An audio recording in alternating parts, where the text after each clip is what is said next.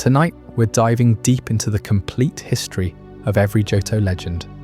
For those of you who've been joining us consistently, I want to thank you for being such an integral part of our channel.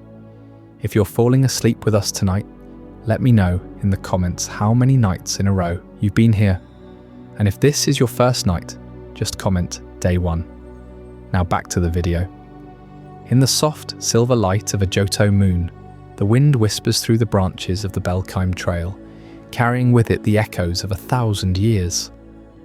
To many, the Johto region is simply a quiet neighbour to the bustling cities of Kanto, a place of tradition and rolling hills. But beneath its peaceful surface lies a history forged in fire, drowned in shadow, and resurrected by the golden wings of a god. We often speak of legendary Pokémon as mere statistics or powerful tools for battle, but in Johto, they are the very soul of the land. They are the architects of the climate, the guardians of the sky, and the tragic survivors of a cataclysm that changed the world 700 years ago. If you listen closely to the rustle of the leaves in Ilex Forest or the crashing waves of the Whirl Islands, you can hear the stories that the history books have tried to sanitize. You can feel the weight of a bond between humans and Pokémon that was once so strong it summoned deities from the clouds, and so fragile that it shattered in a single night of lightning and flame. Why does the history of Johto matter so deeply? It is because Johto represents the intersection of the divine and the mortal. It is the only region where the gods did not just create the land and retreat to another dimension. They lived among us. They perched atop wooden towers in the heart of our cities. They watched over our children. They were our neighbours until we proved ourselves unworthy of their presence. To understand the Johto legends is to understand the nature of loss, the hope of redemption, and the cyclical nature of time itself. We are looking at a timeline that stretches back 5 centuries to the founding of the world's oldest pharmacy in Cianwood, and 4 centuries to the great drought of Azalea Town. These are not just fairy tales, told to keep children in bed. They are the documented scars of a region that has seen the heavens fall and the earth rise to meet them. When we talk about Ho-Oh and Lugia, we're not just talking about birds of gold and silver, we're talking about the duality of the human spirit. But with these stories comes a deep, unsettling mystery. Why did the great protectors truly leave? The official records say they fled because of the growing distance between people and Pokémon, but what was the catalyst for that distance? What did we do to make the rainbow Pokémon turn its back on the world? And perhaps more hauntingly, what truly happened on that night 3 centuries ago when the brass tower burned? We know that 3 nameless Pokémon perished in the flames, and we know that Ho-Oh descended to breathe new life into their charred remains, creating the legendary beasts. But who were they before the fire? What was the price of their resurrection? Raikou, Entei and Suicune did not wake up as saviours. They woke up as terrors that fled into the tall grass, haunted by the very power that saved them. As we sit here at the edge of the Johto frontier, 3 years after the fall of Team Rocket in Kanto, we find ourselves at a crossroads. The shadows of the past are lengthening, and the whispers of a reformed Team Rocket suggest that the cycle of exploitation is beginning once again. Tonight, we're going to peel back the layers of myth and dust. We're going to walk the ancient stone paths of Ecruteak City and dive into the freezing depths of the sea. We will explore the forgotten rituals of the kimono girls and the silent vigil of the unknown within the ruins of Alph. This is not just a list of facts or a collection of Pokédex entries. This is an immersive journey into the heart of a region that remembers everything, even the things we have tried to forget. We will trace the flight paths of the birds of legend, track the paw prints of the beasts across the plains, and seek out the tiny green guardian hidden in the shrine of the forest. The sun is setting over Mount Silver, and the air is turning cold. The lanterns are being lit in the towers, and the stage is set for a story that spans generations.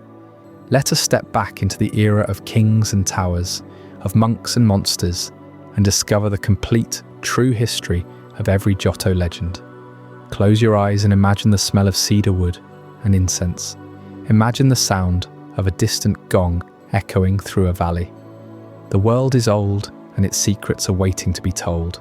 We begin where the light first touched the world, and where the shadows first learned to hide. This is the lore of Johto. In the heart of Johto lies Ecruteak City, where the wind carries whispers from a time when the veil between the mortal world and the divine felt paper thin. You can almost hear them now, those faint echoes drifting through the lantern-lit streets, past the kimono-clad dancers who sway in eternal tribute to forgotten guardians. Johto doesn't rush like Kanto's bustling ports or gleaming labs. Here, time folds in on itself, ancient cedars twisting beside pagoda roofs, their branches heavy with the scent of rain-soaked moss and incense. Fog rolls in from the coast at dawn, cloaking the land in a hush that invites secrets, as if the region itself remembers the old tales from across the sea, stories of yokai spirits roaming misty hills, phoenixes rising from ash, and serpentine dragons coiling through storm-tossed waves. This is no coincidence. Johto draws its soul from the folklore of ancient Japan, where every shadow held a kami, every gust a breath from the gods. Picture the shrines dotting the landscape, stone torii gates weathered by centuries, offerings of rice and sake left for beings who once walked among us. In Johto, Pokémon aren't just companions, they're echoes of those spirits, embodiments of fury, purity, and rebirth. The people here speak of them not as distant myths, but as neighbours who turned away when harmony frayed. Feel the chill of that abandonment in the air, the way the crickets fall silent at twilight, as if listening for footsteps that never return. At the city's core stand the twin towers, sentinels of wood and stone that pierce the sky like fingers reaching for the heavens. The bell tower, gleaming with polished brass under the sun, rises tall and proud, its chimes tolling a melody that vibrates through your bones, calling to the radiant one who once perched there. Across the way, the burned tower looms, charred timbers, blackened by a fire that scarred more than stone. Its hollow shell, a reminder of rage unleashed. These aren't mere landmarks. They're the spiritual heart of Johto, built hundreds of years ago as thrones for divine visitors, places where the air hummed with otherworldly power. Artisans laboured for generations on those spires, carving every beam with prayers, inlaying floors with jade and gold to honour the winged titans who graced the region. From their heights, you could survey the sprawl of Ecruteak below, the tiled roofs curving like waves, the smoke from eternal hearths curling upward in supplication. The towers symbolise balance, one cloaked in silver light, the other bathed in golden flame, mirroring the yin and yang of existence itself. Pilgrims climb their stairs on knees raw from devotion, leaving behind tales of visions, feathers drifting like snow, eyes glowing with the wisdom of stars. Yet these towers whisper of a golden age when humans and gods dwelled in direct harmony. Back then, Pokémon of legend didn't roam in secrecy. They nested openly, their presence a blessing on the land. Fields bloomed under their gaze, storms parted at their call, and children played at the feet of beasts whose roars shook the earth like thunder. Ecruteak pulsed with that unity, dancers invoking rain with fluid steps, shamans communing in tower alcoves, the divine birds sweeping low enough to brush treetops with wings that trailed auroras. You belong to them, or can they to you, in a dance as old as the mountains. But something shifted. A calamity scorched the brass tower, awakening primal forces from the ashes, forces that tore through the night, embodying lightning's crackle, fire's roar, and rain's relentless pour. Witnesses fled in terror as these revived spirits, born of disaster, bounded into the wild grasslands, their howls echoing the fracture. The great ones atop the towers took wing, vanishing into legend, their absence a void that Johto has chased ever since. The echoes remain, though, in every gust through the ruins, every flicker of lantern light, urging someone, anyone, to mend what broke. Those towers still stand, drawing you back to Ecruteak's dance theatre, where performers glide like ghosts, retelling the saga in silk and shadow. Venture inside the burned tower on a still evening, and the floorboards creak underfoot, releasing puffs of ash that swirl like memories refusing to settle. Climb the bell tower's endless steps, heart pounding, lungs burning with the tang of aged wood, and at the summit, the wind tugs at you, carrying hints of feathers and ozone, as if the guardians watch from afar, waiting. Johto's folklore pulses through it all. The kitsune's cunning and clever Pokémon, the tengu's flight in soaring wings, the dragon's wrath in tempests that reshape the coast. Even the oldest pharmacy in Cianwood, standing 500 years strong, brews elixirs from herbs blessed by those same spirits, while Azalea Town honours a yawning slowpoke that ended a 400-year drought with a single, sleepy exhale.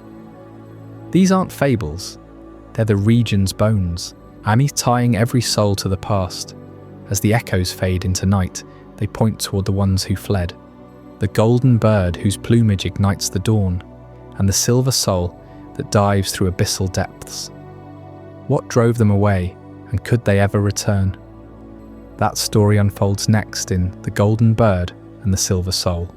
Those towering spires of Ecruteak, the Bell Tower and the Brass Tower, weren't just stone and timber rising against the Johto sky. They were thrones crafted for divine visitors, perches for beings who embodied the very breath of the world, above and below. High above the clouds, where the sun first kisses the dawn, dwells Ho-Oh, the golden bird whose wings unfurl rainbows across the heavens. Its feathers shimmer like molten gold, each one said to hold the warmth of 1,000 sunrises, purifying the air it touches and mending the broken spirits of Pokémon and people alike. Legends whisper that Ho-Oh emerged from the primal fires of creation itself, a celestial guardian born to watch over the skies, ensuring harmony between the earthbound and the ethereal. In ancient scrolls from Ecruteak's hidden archives, scribes described it as the rainbow Pokémon, a harbinger of hope that would descend only when purity reigned supreme, its cry echoing like a phoenix's rebirth, calling forth life from ashes. Yet Ho-Oh's light casts long shadows, for it demands an unyielding bond, a sacred trust between humans and their Pokémon companions. The people of Ecruteak understood this deeply, their lives woven into rituals that honoured the bird's descent. Every equinox, elders would climb the Brass Tower's spiralling heights, burning sacred incense, whose smoke twisted into patterns mimicking flight paths, inviting Ho-Oh to alight and bless the land with renewal. Children grew up reciting tales of the Golden One, resurrecting fallen beasts, its presence a testament to the heart of Johto, the pulsing, fervent core of the land, where emotion and loyalty fuel the world's turning. This heart, they believed, beat in sync with Ho-Oh's wings, a force of fire and rebirth that scorched away corruption but warmed the faithful. Beneath the waves, in the abyssal depths where light fractures into silver shards, stirs Lugia, the silver soul whose dominion is the restless sea. Its massive form, cloaked in ghostly white plates that gleam like moonlight on foam, commands the oceans with a psychic will that stills tempests or unleashes them in fury. Born from the primordial surges that carved Johto's coastlines, Lugia guards the deep currents, diving through whirlpools to balance the world's hidden rhythms. Sailors in Cianwood spoke in hushed tones of its emergence during storms, a colossal shadow rising to shatter gales with a single flap, its eyes piercing the chaos like twin beacons of ancient wisdom. The folk of Ecruteak revered Lugia with equal fervour, their bond forged in the salt-kissed winds that swept from the Whirl Islands. Monks inscribed silver bells into the bell tower's frame, tolling them at midnight tides to summon the Sea Guardian's approval, the chimes resonating through the city like underwater hymns. Offerings of pearls and coral were cast into sacred springs, symbols of surrender to the ocean's mysteries. For Lugia embodied the soul of the deep, a philosophical counterpoint to Ho-Oh's fiery heart. Where the golden bird represented the land's passionate core, raw and immediate, Lugia stood for the ocean's enduring spirit, calm yet profound, a psychic essence that connected all life through unseen threads. This divide wasn't mere poetry, it shaped Ecruteak's soul. The heart of the land, Ho-Oh's domain, pulsed with the vitality of grasslands and volcanoes, urging bold action, fierce protection, the raw emotion of existence. Festivals erupted in flame dances under Brass Tower's shadow, drums thundering like heartbeats, revelers painting their faces gold to invoke that terrestrial fire. Across the city, the soul of the ocean drew quieter devotees to Bell Tower's base, where they meditated by reflecting pools, attuning to Lugia's subtle waves, introspection, psychic harmony, the slow erosion of stone by tide that reveals deeper truths. For centuries, this duality sustained Ecruteak. Ho-Oh and Lugia, sky and sea, heart and soul, perched in their towers, as living idols, their presence weaving Pokémon and people into a tapestry of mutual guardianship. Artisans carved murals depicting the pair in eternal flight, one trailing rainbows over amber fields, the other trailing silver wakes through indigo depths. Shamans prophesied that as long as the bond held, Johto would thrive, humans tending the land's heart, Pokémon echoing the sea's soul. Pilgrims flocked from azalea to olivine, bearing tales of miracles, barren fields blooming after Ho-Oh's shadow passed, shipwrecks spared by Lugia's psychic shield. But whispers grew among the elders, shadows flickering in the incense smoke. The golden bird and silver soul began to sense a fracture, a growing rift where once there was unity. Pokémon fled the encroaching clamour of human ambition, their wild cries fading from the tower's heights. Ho-Oh's rainbows dimmed, Lugia's dives grew rarer, as if the guardians mourned a fading promise. The people felt it too, the heart's fire cooling, the soul's depths withdrawing, yearning for a champion to mend what time had frayed. What cataclysm could drive such divine retreat, turning thrones to ruins and birthing new legends from tragedy? That question pulls us toward the night the Brass Tower fell, a chapter of fire and rebirth that shattered Ecruteak's fragile peace forever. 150 years ago, on a night when the skies over Ecruteak churned like a cauldron of fury, the fragile harmony between guardians and guardians shattered forever. The air hung heavy that evening, thick with the scent of impending rain and the faint metallic tang of distant thunder.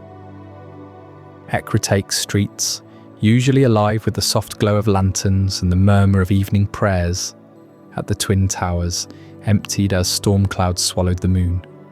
The Brass Tower, that proud spire of weathered stone and brass plating, gleamed defiantly under the flickering prelude of lightning, its silhouette a beacon against the roiling black. High above, in the bell tower, Ho-Oh had long since departed on wings of rainbow fire, leaving Lugia to brood alone in the shadowed heights of its silver perch. The people below whispered of omens, of a rift widening between human hearts and Pokémon spirits, but none could foresee the cataclysm about to unfold. It began with a rumble, deep and guttural, vibrating through the cobblestones and into the bones of every soul still abroad. Winds whipped through the city, tearing at tiled roofs and scattering sacred incense from altar stones. Then, without mercy, the heavens cracked open. A bolt of lightning, blinding white and jagged as a dragon's fang, lanced down from the storm's heart. It sought the Brass Tower like a predator scenting prey, slamming into its summit with a deafening explosion that shook the earth. Brass melted in an instant, rivulets of molten metal hissing as they cascaded down the flanks, igniting the ancient timbers within. Flames erupted skyward, a roaring inferno that painted the night in shades of hellish orange, devouring the tower from crown to base. Screams pierced the chaos as Ecruteak awoke to pandemonium. Folk stumbled from their homes, faces ashen, clutching children and Pokémon alike, their eyes locked on the monstrous blaze. The fire spread with insatiable hunger, fed by the tower's dry heartwood and the howling gale that fanned its fury. Smoke billowed thick and acrid, choking the air, carrying the sharp bite of charred stone and something far more heartbreaking, the faint, desperate cries echoing from within the collapsing structure. 3 Pokémon, nameless wanderers, who had sought shelter in the tower's hollows that very night, found themselves ensnared in the nightmare. Picture them, if you will, huddled in the lower chambers as the blaze descended. The first, a sleek creature of electric fur, its body crackling with untamed sparks, pressed against the walls in a bid to escape the rising heat. Its fur singed black at the edges. Eyes wide with primal terror, it unleashed bolts of its own lightning in futile defiance, only to illuminate the flames closing in. Beside it, a fiery-maned beast poured at the buckling floor, its roars turning to whimpers as embers seared its flanks. The air growing unbreathable with superheated ash. The third, graceful and fluid like a cascade frozen in time, coiled desperately, summoning mists of water that evaporated before they could quench the onslaught. Their forms blurred in the haze, intertwined in a final tragic struggle, clawing, crying, collapsing as the roof caved and the inferno claimed them utterly. No tales record their names, no songs mourn their breeds. They were simply 3 lives, ordinary in their wildness, extinguished in agony amid the tower's ruin. From the pinnacle of the bell tower, Lugia witnessed it all. The Silver Guardian, once the serene counterpoint to Ho-Oh's blaze, hovered on wings that sliced the storm winds. Its psychic gaze pierced the smoke, beholding the desecration of its earthly throne, the needless slaughter born of nature's wrath and humanity's neglect. A psychic wail reverberated through the night, felt more than heard, rippling across Johto's plains and stirring Pokémon from slumber in distant forests. In that moment, the last thread of trust snapped. Lugia turned from the burning husk of the brass tower, from the flickering lights of Ecruteak below, and vanished into the tempest, wings folding into a dive toward the distant seas. It fled to the Whirl Islands, those treacherous spirals of rock and whirlpool where the ocean's rage mirrors the heart's deepest tempests. There, amid crashing waves and eternal gales, Lugia vanished from the world's sight, withdrawing into isolation. The departure marked the end of an era, a golden age when the twin towers stood as bridges between mortal and divine, when Ho-Oh and Lugia graced the skies as living symbols of unity. Ecruteak smouldered in the aftermath, its people haunted by loss, their faith in the Guardians fractured. The brass tower lay gutted, a blackened scar on the land, whispering warnings of bonds too easily broken. Yet even in that profound darkness, faint embers of mystery lingered amid the ashes, hinting at forces yet to awaken. Join me next for Chapter 4, Resurrection and the Birth of Beasts, where we'll uncover the impossible spark that defied death itself and birthed legends anew from tragedy's forge. As the flames of the brass tower finally guttered out, leaving only charred timbers and a shroud of acrid smoke drifting over Ecruteak, no one could have foreseen the miracle about to unfold. Those 3 nameless Pokémon, their forms twisted and lifeless amid the wreckage, lay as silent witnesses to humanity's hubris. The air hung heavy with despair. The townsfolk huddled in the shadows of the bell tower, whispering prayers to forgotten spirits. But high above, piercing the storm-lacerated sky, a radiant figure descended, one that would etch itself into Johto's soul forever. Ho-Oh, the rainbow Pokémon, guardian of the pure-hearted, had watched from its distant perch. Legends whispered that it only appeared in times of profound loss, when the bond between people and Pokémon frayed to breaking. Its wings, vast expanses of iridescent feathers shimmering through every hue of the spectrum, he caught the dying light of the thunderheads. A gentle gust preceded it, carrying the faint scent of blooming cherry blossoms. even in that desolate night. As Ho-Oh circled the ruins, its cry echoed like a harp strung with divine strings, pure, resonant, shaking the earth below. The rainbow trail it left in its wake bathed the devastation in ethereal glow, turning ash to fleeting jewels. You can almost feel the shift in the air, can't you? That electric hush before creation stirs. Ho-Oh alighted atop the smouldering spire, its talons gripping the blackened stone without scorching it further. From its beak flowed a cascade of sacred energy, a luminous mist that seeped into the cracks of the tower, seeking out the fallen. The townspeople, peering from their doorways, gasped as golden light pulsed from the debris. One by one, the 3 Pokémon stirred, not as they once were, but reborn through Ho-Oh's boundless mercy. Their bodies, once ordinary and unremarkable, swelled with newfound power, fur igniting in flames of primal force, electricity crackling along spines, and crystalline auras weaving water from thin air. This was no mere resuscitation. Ho-Oh, in its wisdom, transformed them into vessels for the elements that had conspired against the tower. The Pokémon that had perished in the inferno rose first as Entei, its mane a roaring blaze that mirrored the firestorm's fury, eyes glowing with volcanic intensity. Beside it crackled Raikou, fur spiked like storm clouds, every step sparking thunder that rumbled through the ground, embodying the lightning that had ignited the catastrophe. And completing the triad, Suicune emerged, sleek and sapphire-hued, its ribbon-like mane summoning a purifying mist that quenched lingering embers, heralding the rain desperately needed to heal the scorched land.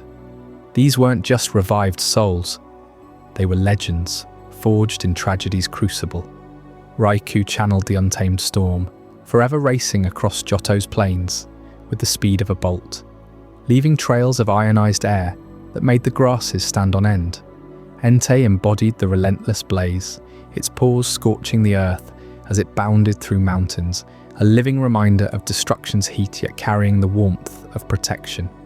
Suicune, graceful and elusive, purified tainted waters with each stride, its presence drawing rain from cloudless skies, mending what the fire had ravaged.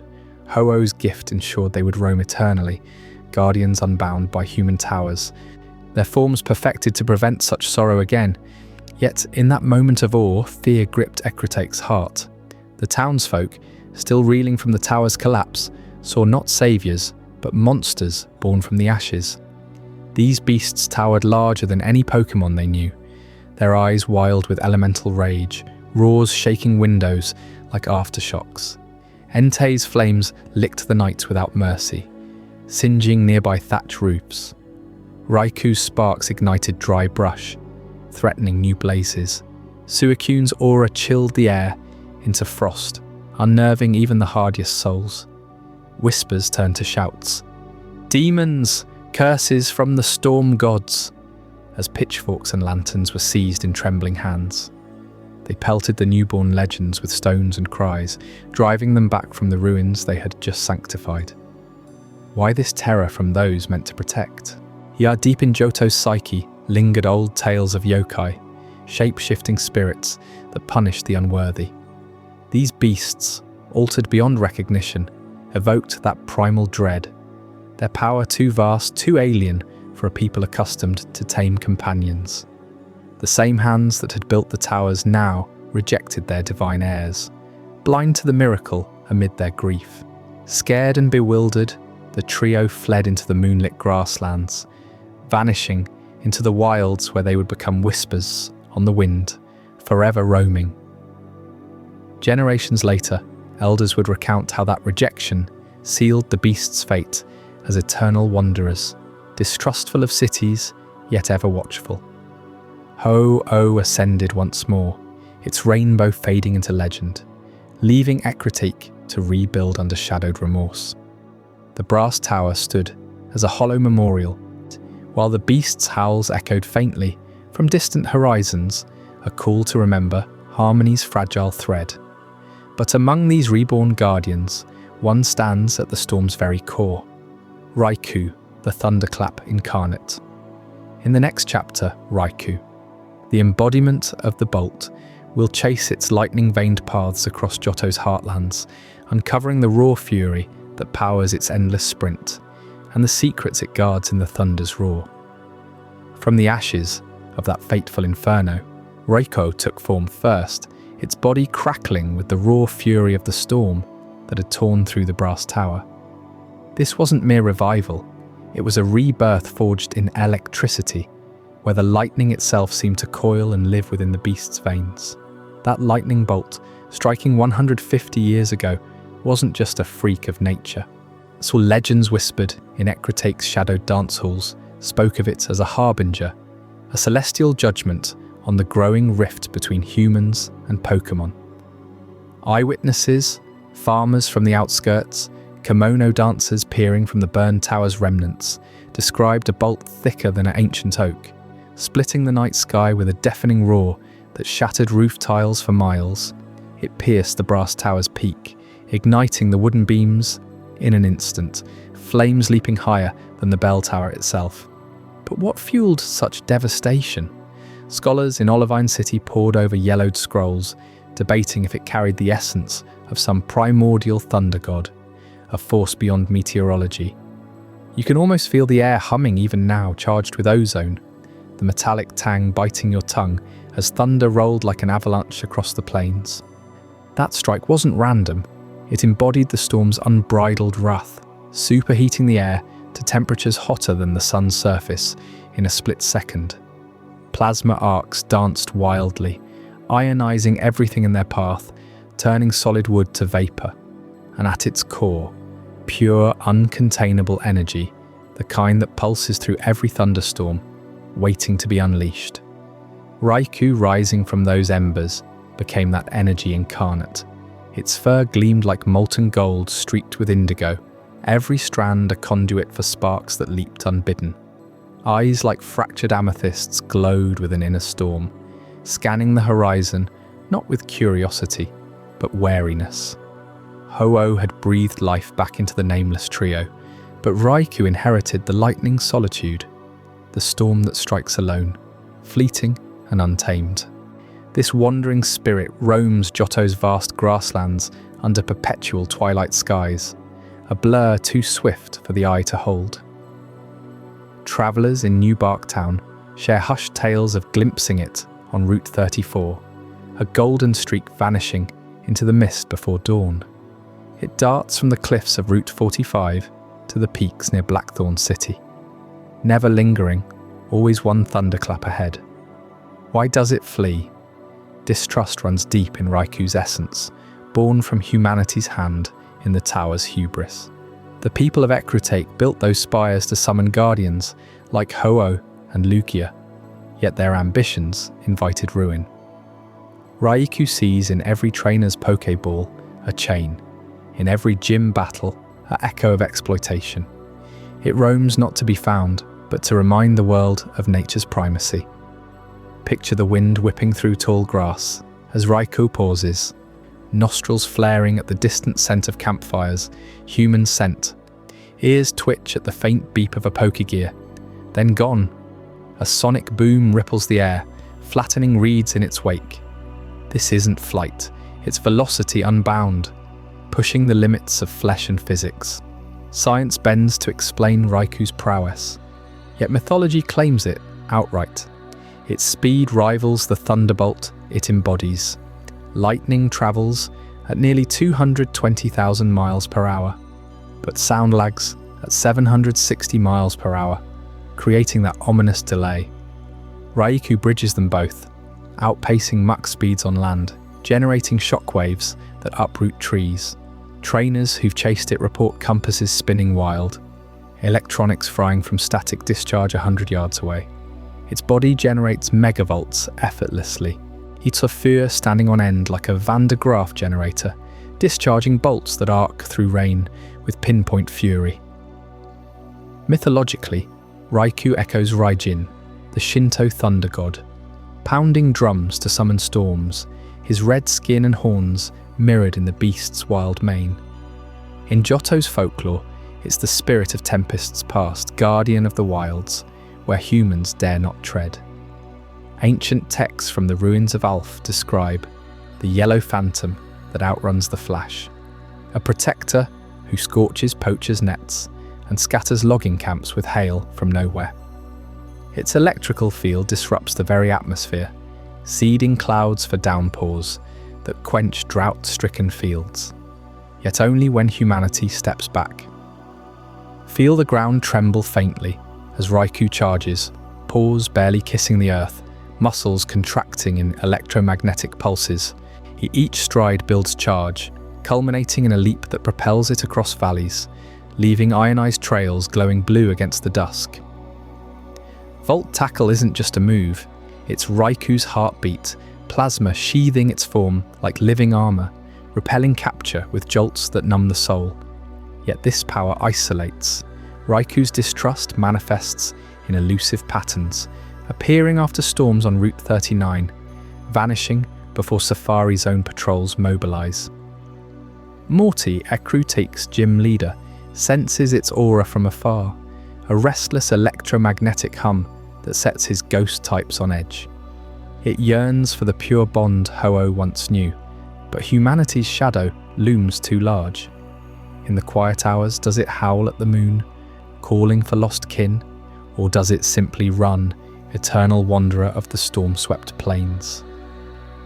Delve deeper into those implications, and Raikou challenges our understanding of energy itself.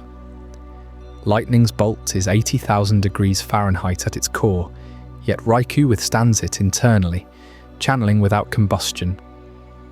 Biologically, its cells might mimic piezoelectric crystals, generating voltage from mechanical stress, every step a battery recharge.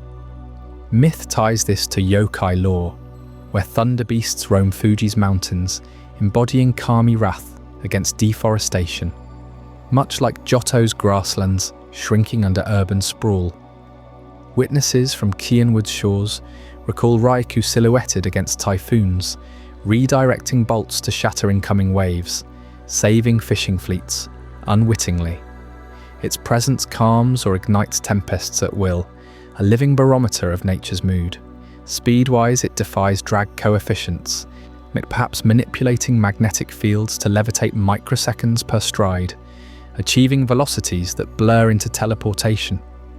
This embodiment of the bolt isn't benevolent or malevolent, it's primal, a force demanding respect. Humanity's towers invited its fury. Now it patrols the wilds, ensuring balance through velocity and voltage. Chase it if you dare, but no Raikou chooses the encounter, vanishing like thunder's echo. As Raikou's electric legacy fades into the night, the heat of rebirth lingers in another form. In our next chapter, Chapter 6, Entei, the flame of the inferno, will chase the volcano-born blaze that scorches the earth itself.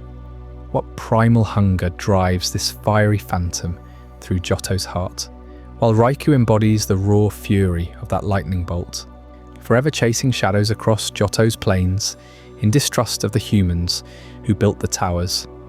The true heart of destruction pulsed in the flames that devoured the brass tower that night, 150 years ago.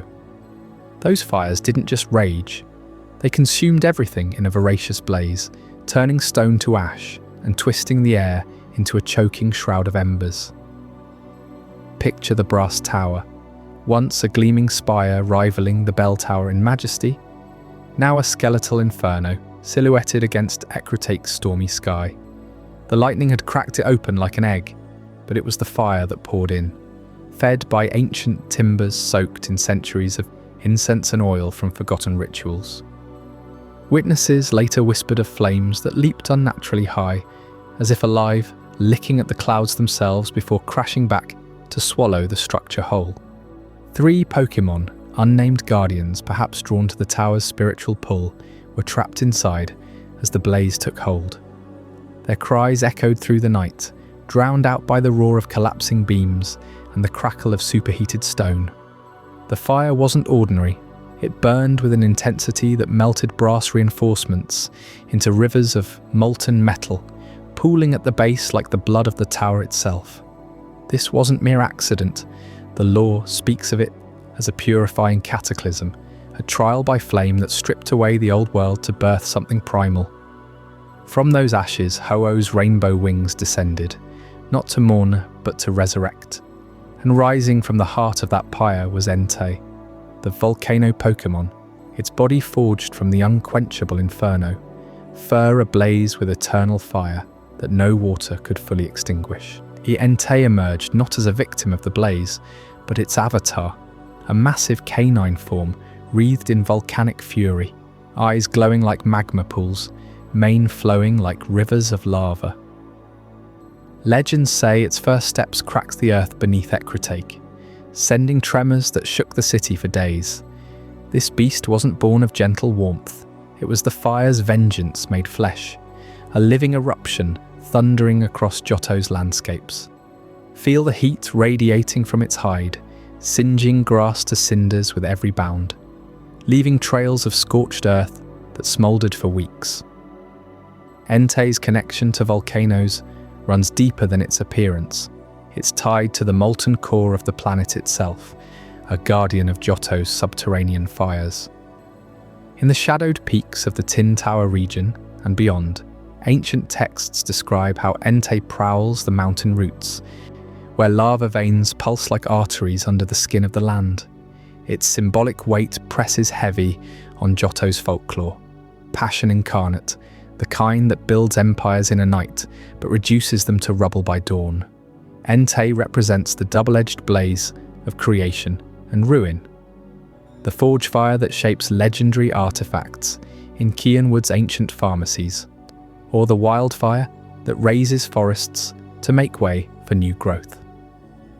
Storytellers in Ecruteak's dance theatres invoke Entei during tales of forbidden loves, where desire flares bright only to consume the lover's whole.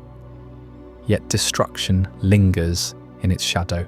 Farmers in the grasslands still mark their fields with wards against its passing, fearing the wildfires it ignites with a single shake of its fiery coat.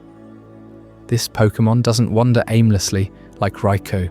Its path carves scars into the earth, a reminder that fire's gift is as much curse as blessing. Deep in Johto's mountain ranges, from the jagged spines of Route 48 to the smouldering craters near Cianwood, the legend of Entei's bark holds terrified reverence. They say its howl isn't mere sound, it's a seismic call that awakens the volcanoes slumbering beneath. One tale from 500 years past recounts a drought-stricken era, when Entei, roused by miners delving too deep into sacred vents, let loose a bark that split the sky. Magma surged from Mount Silver's flanks, blanketing villages in ash clouds thick as night, rivers of lava carving new valleys overnight. Survivors spoke of the ground, heaving like a beast in agony, geysers of flame bursting forth in rhythm with Entei's distant roar. Even today, seismic scrolls in the ruins of Alph record tremors, coinciding with sightings of the volcano Pokémon, its voice triggering cascades of eruptions that reshape Johto's terrain. Entei's presence stirs the air with sulphurous heat, a harbinger of nature's wrath unbound. Travellers who've glimpsed it describe pores that melt rock into glass, breaths that ignite tinder-dry scrub into towering infernos. Yet there's poetry in its fury, the way it circles active calderas, as if tending the earth's hidden forge, ensuring the cycle of destruction births renewal. In Johto's oral histories, Entei teaches that passion must be tempered, lest it mirror the brass tower's fate, a glorious rise swallowed by its own intensity. Ho-Oh's revival bound it to this duality, a beast forever racing with Raikou and Suicune, each embodying a facet of that fateful storm. But as Entei's flames cast long shadows over the scorched highlands, a cooling mist begins to gather on the horizon, whispering of balance restored. That mist heralds the arrival of pure water's grace, the element destined to temper the blaze. Join me next in Chapter 7, Suicune, the rain that quenched the fire, where we'll chase the aurora trails of the Northwind Pokémon and uncover how one beast's cascade healed the wounds left by lightning and inferno alike. But as the flames of that inferno raged unchecked through the brass tower, devouring wood and stone alike, a desperate cry rose from the people of Ecruteak. They watched Entei burst forth from the ashes, its fiery mane a living blaze that scorched the night sky, embodying the very destruction that had claimed so much. Yet even in that cataclysm, hope flickered, not in the heat, but in the gathering clouds that soon darkened the horizon. Amid the roar of collapsing timbers and the acrid smoke choking the air, the heavens finally answered. Torrents of rain cascaded down, hissing as they met the inferno's fury, steam rising in vast plumes that blurred the line between fire and water. This was no ordinary storm. It was the essence of renewal, the pure cascade that quenched the unquenchable blaze, turning rivers of flame into smouldering embers. And from within that deluge emerged Suicune, the Aurora Pokémon, its crystalline body shimmering like a prism caught in the storm's embrace. Picture the scene if you can. The brass tower, once a proud spire, now a skeletal ruin silhouetted against lightning-veined skies. The fire had birthed Entei's rage, but Suicune arrived as its counterpoint, all gliding silently through the downpour on legs that barely touched the sodden earth. Legends whispered among Ecruteak's elders describe it as the personification of that life-giving rain itself, cool, unrelenting, purifying every scorched blade of grass and every ash-choked stream in its path. Ho-Oh's resurrection had infused the nameless Pokémon with this elemental force, transforming it into a vessel for the North Wind's chill breath, a force that swept away impurity with effortless grace. You can almost feel it, can't you? The sudden shift from blistering heat to that bone-deep chill, raindrops like diamonds pelting the ground, washing away the soot of tragedy. Suicune didn't roar or charge like its siblings. It moved with a quiet nobility, its rainbow mane trailing auroras that danced in the wet air, a beacon of calm amid chaos. Witnesses spoke of how the floods it summoned didn't destroy, they cleansed. Rivers swelled and overflowed their banks, but only to carry away the debris, leaving the land reborn, fertile soil glistening under the first hints of dawn. This pursuit of purity defines Suicune above all. Unlike Raikou's electric fury or Entei's volcanic passion, Suicune embodies the North Wind's eternal quest for cleanliness. It roams Johto's vast plains and mountains not in anger, but in search of waters untainted by human folly or natural decay. Folklore from the grasslands tells of pristine lakes suddenly bubbling with fresh life after Suicune's visit, its presence drawing forth springs from barren rock. The people call it the most noble of the beasts, a title earned through its unyielding vigilance. While Raikou startles herds with thunderclaps, and Entei ignites the earth with its steps, Suicune leaves no trace but perfection. Crystal streams reflecting the stars, air sharp and invigorating, as if the world itself has been polished. That nobility sets it apart, making Suicune the elusive heart of the trio. It doesn't linger in one place, driven by an instinct deeper than instinct, to restore balance wherever imbalance festers. In the years following the tower's fall, shepherds in the fields beyond Ecruteak reported glimpses of its form vanishing into mist-shrouded valleys, always heading north, always toward purer heights. Ancient scrolls from the burned tower's ruins, pieced together by scholars, hint at this as no mere wanderlust. Suicune seeks the source of all waters, the mythical headwaters where rain is born unspoiled, guarding them against any shadow that might taint Johto's lifeblood. And yet for all its grace, Suicune remains the most untamed. It flees from those who chase it, dissolving into rainbows that mock the eye. No trainer has ever claimed it through force. Its speed rivals the wind it commands, leaping across chasms in a single bound, leaving behind only the scent of fresh ozone and ozone-kissed petals. This elusiveness has woven it into Johto's cultural tapestry, a symbol not just of rain's mercy, but of purity's price, something beautiful, vital, forever, just out of reach. Enter Yuzine, the man whose life became a testament to that pursuit.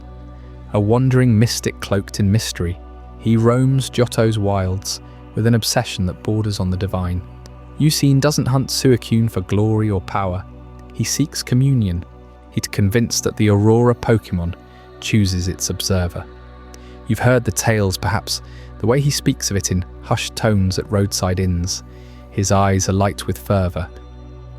Suicune is the North Wind incarnate, he declares to anyone who listens, and I am destined to witness its Aurora trail across the purest peaks. His quest unfolds, like a shadow, play across the region. From the wind-swept cliffs of Route 39 to the fog-laden depths of Tin Tower's shadow, Yuzine tracks fleeting signs, a sudden flurry of crystal rain in drought-stricken meadows, paw prints that evaporate like mist at dawn.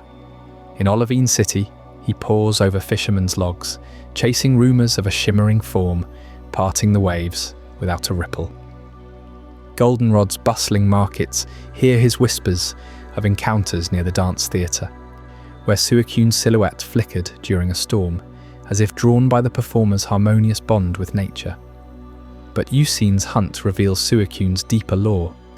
In one whispered account from a Cianwood sailor, the beast appeared during a typhoon, calming the seas with a single cry that parted the clouds like silk. Yuzine believes this proves its role as rain's true sovereign, not just quencher of fires, but harbinger of life's renewal. He carries an ancient flute, said to mimic the north wind's howl, playing it at sacred springs in hopes of summoning the noble one. Time and again, he fails, yet persists, his devotion mirroring Suicune's own tireless vigilance. It's a chase that spans seasons, from spring thaws to winter frosts, each near miss etching the Pokémon's purity deeper into legend. What drives this singular focus?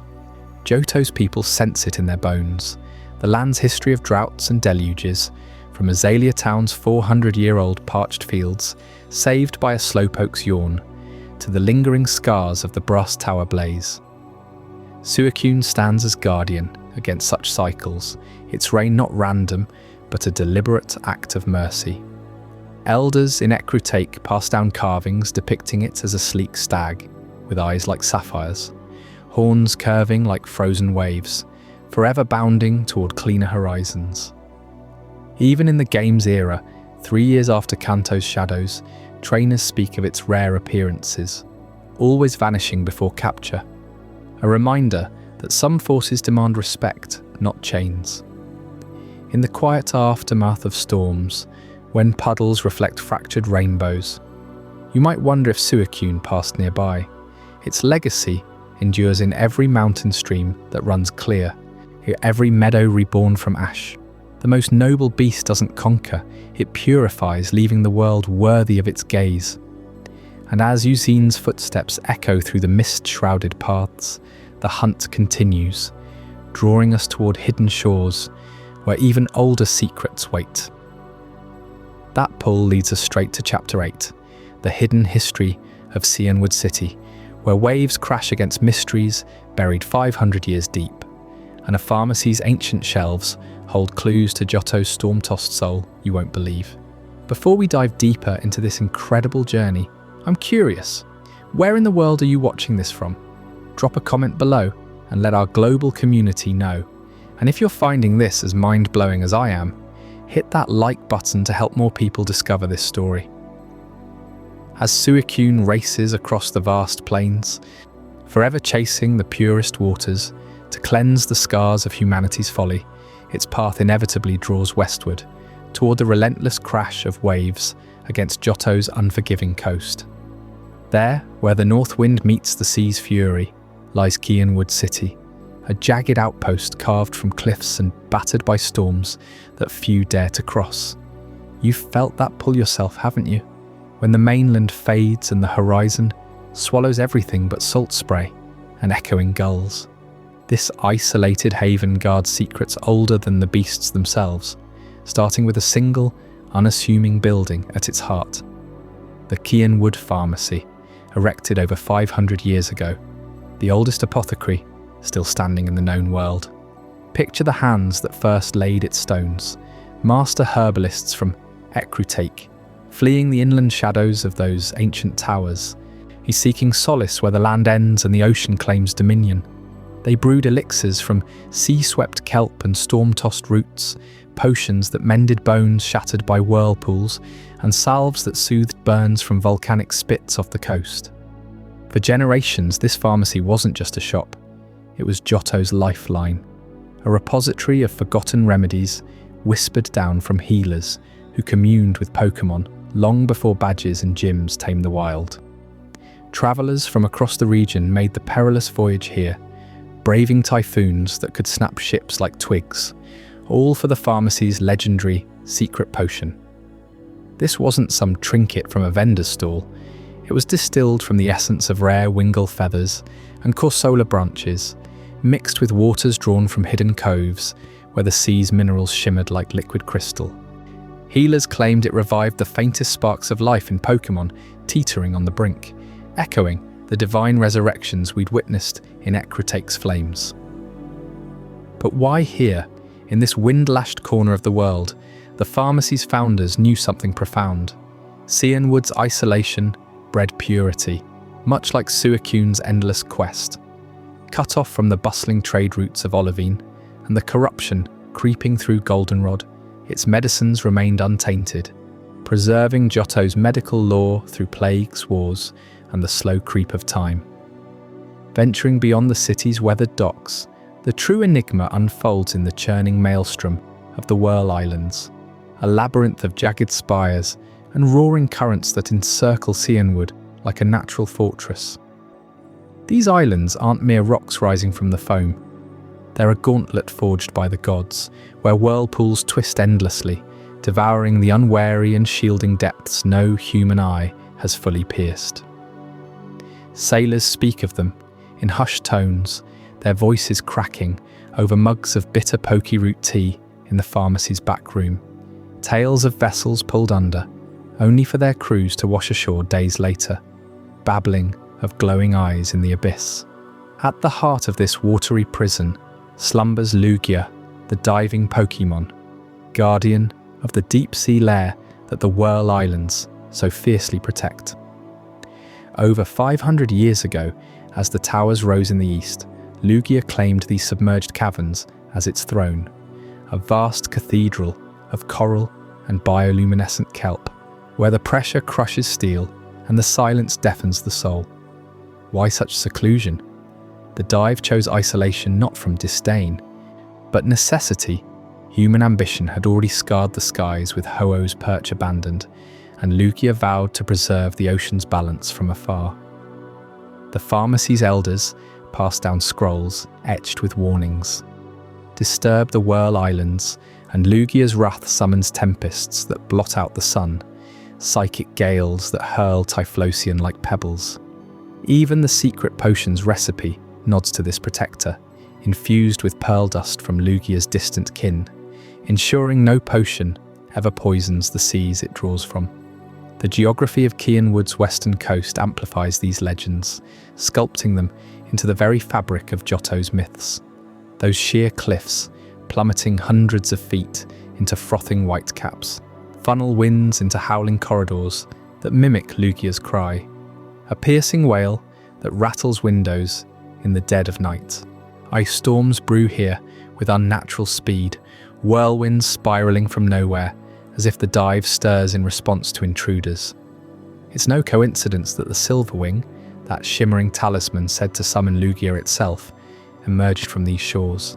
Legends whisper of a fisherman pharmacist 5 centuries back, who braved a cataclysmic gale. Tossed into the maelstrom, he clutched a feather plucked from a silver-scaled shadow beneath the waves. Forged into the wing at the pharmacy's forge, it became a beacon, its iridescent glow pulsing with the sea's hidden rhythms. This feather didn't just calm storms, it bridged worlds. Wielded by the pure-hearted, The silver wing parts the Whirl Island's veil, granting passage to Lugia's lair, where the air hums with psychic energy, and schools of glowing remoraid dart like living stars. But the coast's contours shape this relic's power, the cliffs channeling gales into focused blasts, the tides carving coves where the wing's light refracts into rainbows that guide the worthy. Pharmacists etched its story into potion bottles, a reminder that Johto's healing flows from harmony, not conquest. Fishermen still etch silver-wing sigils on their prows, praying for mercy from the guardian who watches unseen, ensuring the deep remains a sanctuary amid the surface world's chaos. Yet as Lugia's protection holds the west in thrall, echoes of drought stir in the east, where azalea's fields withered under a merciless sun 400 years ago, only for a sleepy saviour to yawn salvation from the skies. In our next chapter, The Slowpoke of Azalea, a 400-year drought, we'll uncover how one yawn reshaped a town forever. Stick around, because you won't believe the rain that followed. While Cianwood's ancient pharmacy stood as a beacon of healing against the relentless storms of the Whirl Islands, safeguarding Lugia's hidden sanctuary far below the waves, another corner of Johto grappled with a peril far more insidious than tempests or isolation. 400 years earlier, in the quiet town of Azalea, nestled among ilex forest's whispering canopies, the earth itself seemed to turn against its people. Fields that once bloomed with golden apricorns cracked under a merciless sun. Wells ran dry, their stones echoing with hollow desperation as buckets scraped bottom after bottom. Azalea Town, with its modest wooden homes clustered around a central path lined by berry trees, withered into a ghost of itself.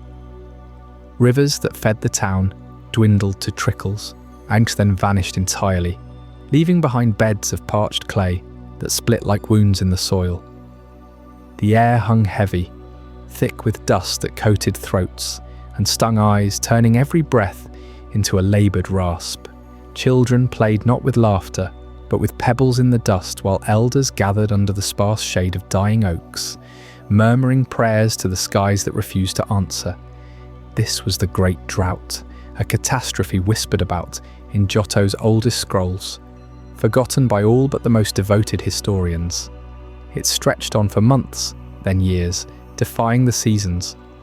Farmers abandoned their ploughs, fleeing to Ecruteak or Olivine in search of water, but many stayed, bound by generations of roots to this cursed land. Livestock collapsed in the pastures, their ribs stark against hides stretched taut. The townsfolk rationed every drop from the last functioning spring, a sacred well at the town's edge, guarded day and night by weary sentinels. Hope flickered like a candle in gale winds, sustained only by tales of Pokémon, who had once bent nature to their will. The beasts reborn from flame and storm, distant echoes of divine intervention. Deep beneath that very well, in caverns carved by forgotten waters, dwelled a colony of slowpoke. These pink, perpetually dozing creatures, with tails that curled like question marks and eyes half-lidded in eternal reverie, had long made the underground their home. Slowpoke weren't the stuff of legends. They were common sights along Johto's shores, content to sit motionless for hours, oblivious to the world rushing by. Their yawns, slow and cavernous, produced a tail-wagging vibration that folklore claimed could summon rain. But that was dismissed as fisherman's fancy, a myth to amuse children on rainy afternoons. Yet as the drought clawed deeper into Azalea's soul, something shifted in the depths. The slowpoke stirred, not from urgency, but from the simple rhythm of their nature. One among them, larger perhaps, or simply overdue for its next exhale, opened its wide maw in the most unremarkable of yawns. The sound reverberated through the stone tunnels, a low rumbling hum that built like thunder trapped underground. Vibrations rippled outward, shaking stalactites loose in faint cascades of dust. Townsfolk above felt the tremor first, a subtle quiver in the well's rim, like the earth sighing in its sleep. Then the miracle unfolded. High above, all clouds that had mocked the town for years gathered, swollen and dark, racing in from the sea as if summoned by an unseen hand. The first drops fell tentatively, pattering on rooftops like hesitant footsteps. Within moments, the sky unleashed a deluge, sheets of rain hammering the earth, filling cracks, swelling streams, and turning dust to mud in blessed abundance. The well overflowed, its waters bubbling up pure and cold, quenching the thirst of a town on the brink of oblivion. Cheers erupted from the streets, soaked figures embracing under the downpour, tears mingling with rainwater on weathered faces. Words spread like wildfire through the sodden fields. The slowpoke had yawned, and the heavens had wept in response. That single drowsy act elevated a humble Pokémon from obscurity to saviour. No divine bird or roaming beast, but a slowpoke, lazy, unassuming, the very embodiment of indifference, had achieved what prayers and sacrifices could not. Artisans carved its likeness into the well's stone archway, a perpetual yawn frozen in granite, tail raised in eternal salute. Festivals sprang up annually, with slowpoke parades where children dressed as the pink heroes, yawning in unison to coax summer showers. The well became Slowpoke Well, a pilgrimage site where offerings of oran berries and pokeballs lined the edges, honouring the colony below. This event wove itself into Azalea's very fabric, transforming a drought-stricken backwater into a haven of reverence. The Kurt family, renowned for Pokeball crafting from nearby apricorns, incorporated slowpoke motifs into their designs, believing the Pokemon's yawn infused the spheres with a calming essence. The elders passed down songs of the Great Yawn, ballads sung by firelight that detailed the drought's horrors and the slowpoke's serendipitous grace. Even Team Rocket's later meddling in the well, attempting to harvest slowpoke tails for profit, only deepened the cultural bond. Rescuing the colony reaffirmed the town's protective vow. Today, descend into Slowpoke Well, and you'll feel the weight of 4 centuries. The air grows cool and damp, echoing with distant drips, and the occasional lazy yawn from the shadows. Pink forms lounge on ledges, tails flicking lazily, oblivious to their legendary mantle. Azalea thrives around them, its gym led by Bugsy, echoing the forest's vitality, renewed by that ancient rain. The slowpoke stands as Johto's quietest legend, proof that even the most ordinary creature, in a moment of pure unthinking nature, can etch its name into eternity. But mysteries older than Azalea's well lurk elsewhere in Johto, where ancient script whispers secrets no yawn could summon. In our next chapter, The Ruins of Alph and the Unknown Mystery, we'll uncover chambers that defy time itself, filled with glyphs that twist reality and Pokémon that embody the alphabet of forgotten gods, drawing you deeper into the enigmas that shape this land. While Azalea's Slowpoke earned its place in legend through a single, miraculous yawn that broke a 400-year drought, just a stone's throw west, hidden beneath the earth near Violet City, the ruins of Alph whisper of mysteries far older, chambers carved by hands that may have witnessed the birth of stars themselves. You descend into these ruins through a modest entrance, tucked beside Union Cave, where the air grows thick and cool, laced with the faint mineral tang of forgotten water. Flickering lantern light dances across weathered stone walls, revealing panels etched with glyphs that twist like living script. These aren't mere decorations, they're puzzles demanding your touch. Slide the floor tiles into place, align the ancient mechanisms just so, and doors grind open to inner sanctums, each one a vault of enigma. One chamber bears the fossilized echo of Kabuto, its crab-like shell rendered in precise relief, as if the Pokémon crawled from the earth right there. Solve its riddle, and unknown emerge, swirling in spectral delight. Another honours Aerodactyl, wings spread in predatory grace, while a third cradles Omanite's coiled spiral. But press deeper, beyond the fossils, and you find the Ho-Oh chamber, rainbow feathers implied in the stone's subtle hues, a nod to the guardian who once perched above Ecruteak's flames. These rooms aren't random, they form a sequence, a cosmic puzzle linking prehistoric life to Johto's divine watchers. Scholars who've spent lifetimes deciphering these walls believe the script tells of creation itself. The unknown, those ethereal psychic beings shaped like letters of an otherworldly alphabet. 26 basic forms, plus exclamation and question marks, hold the key. They don't just inhabit the ruins, they resonate with them. Touch the walls after solving a puzzle, and unknown materialize from thin air, their flat, eye-like bodies pulsing with faint purple glows. Their cries echo softly, a chorus of unspoken words that seem to vibrate through your bones. What do these symbols mean? Poke into the lore, and you'll find tales from ancient Johto scribes suggesting the unknown script encodes the universe's origin story. Picture it. In the void before time, these glyphs floated as raw potential, shaping matter from nothingness. The professor in Violet City pores over rubbings of the stones, muttering that the unknown might be fragments of a greater entity. Their forms, the building blocks of reality. Align them in the right sequence on special plates, and they channel power beyond comprehension. Rumors persist of trainers who've summoned storms, or illusions vast enough to engulf mountains. But the unknown don't wander alone. They're bound symbiotically to Johto's legendary Pokémon, guardians who embody the forces the ruins celebrate. Ho-Oh, with its rainbow rebirth, already mirrors the Ho-Oh chamber's promise of renewal from primal chaos. The legendary beasts, born from the Burn Tower's cataclysm, roam near the ruins' outskirts, as if drawn by the unknown's latent energy. Raikou's lightning cracking like misplaced punctuation, Entei's blaze igniting fossil shadows, Suicune's pure waters cleansing the stone's ancient dust. Even Lugia, deep in the Whirl Islands, feels the pull. Whispers from old texts claim unknown swarms once converged on the towers, amplifying the legendary's awakening. This bond runs deeper than chance. The unknown thrive on the legendary's raw essence, feeding on their psychic imprints to manifest.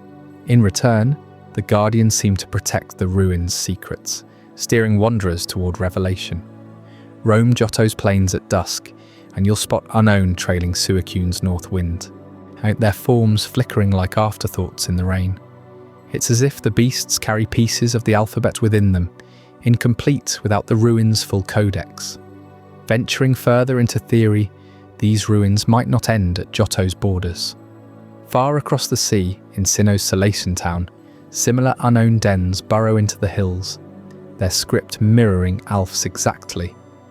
Could the ruins of Alph be a nexus, a stone bridge spanning regions and epochs? Some lawmasters propose an ancient civilization spanned both lands, etching portals into reality with unknown as keys. Solve Alph's puzzles, and faint distortions ripple the air, glimpses of Sinnoh's spear pillar, where Dialga bends time and Palkia warps space. The unknown, nomadic scribes of creation slip through these rifts, linking Ho-Oh's fiery genesis to Arceus's dawn. Or imagine the implications. Johto's towers struck by elemental fury weren't isolated disasters, but echoes of a universal dialect spoken across continents. The beast's revival, the slowpoke's yawn, even Cianwood's enduring pharmacy, they all pulse with the same rhythm, scripted by unknown hands. Dust shifts in the chambers as you ponder this, and a single unknown drifts closer, its question mark form hovering like an unspoken query. What truths lie encoded here, waiting for the right mind to read them aloud?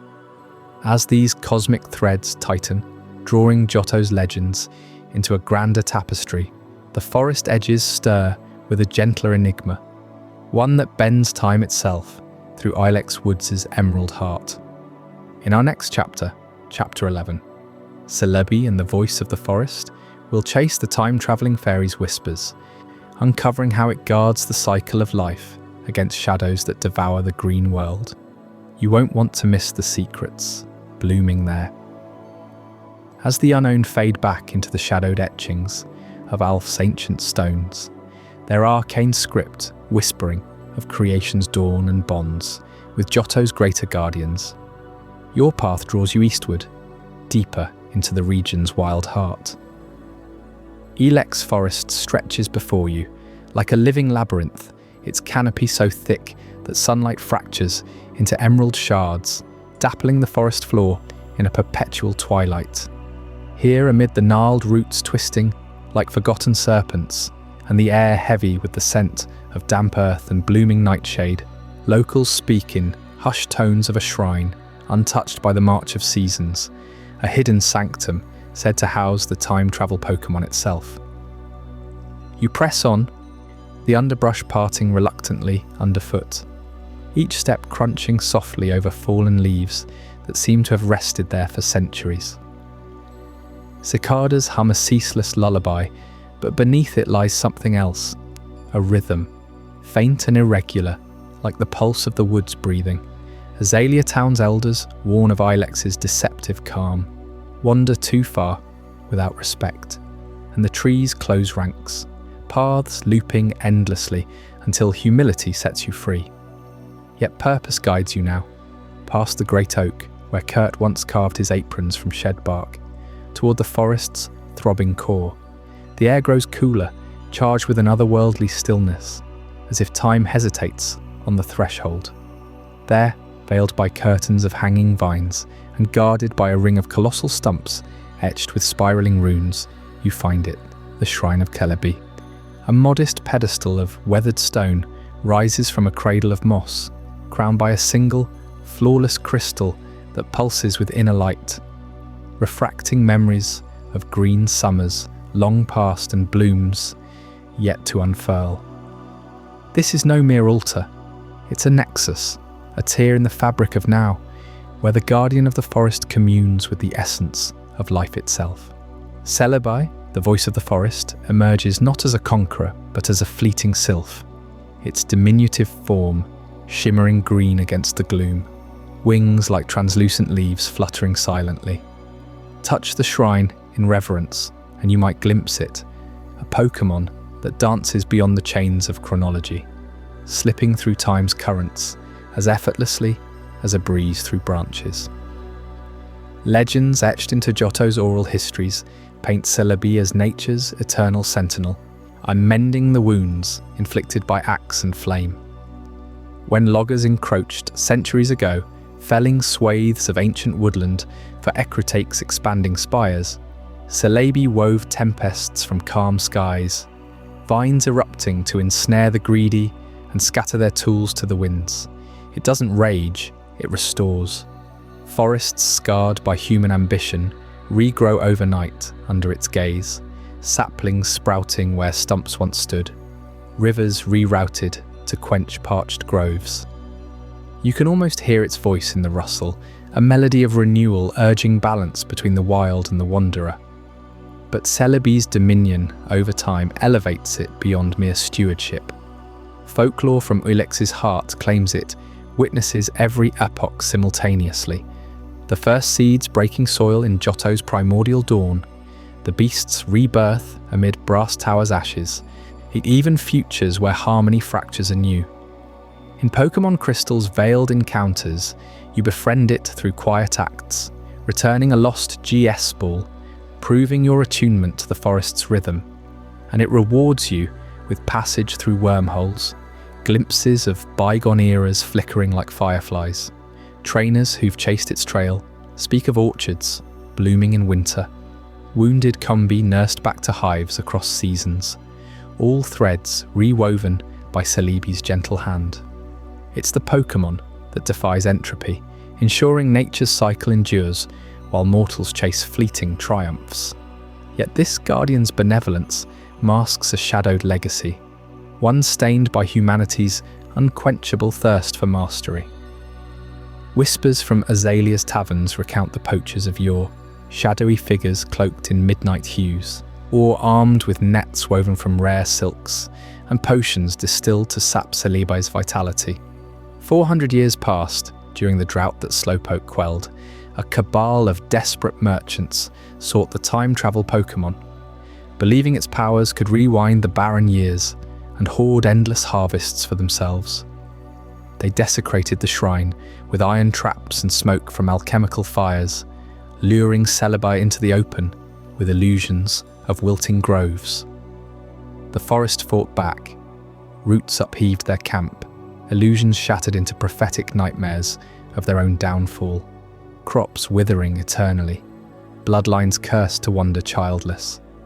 Their leader, a herbalist from Cianwood's distant shores, nearly succeeded, clutching Celebi's fragile form as it flickered through temporal rifts, dragging echoes of future calamities into the present, storms that ravaged coasts unborn, beasts rampaging before their towers fell.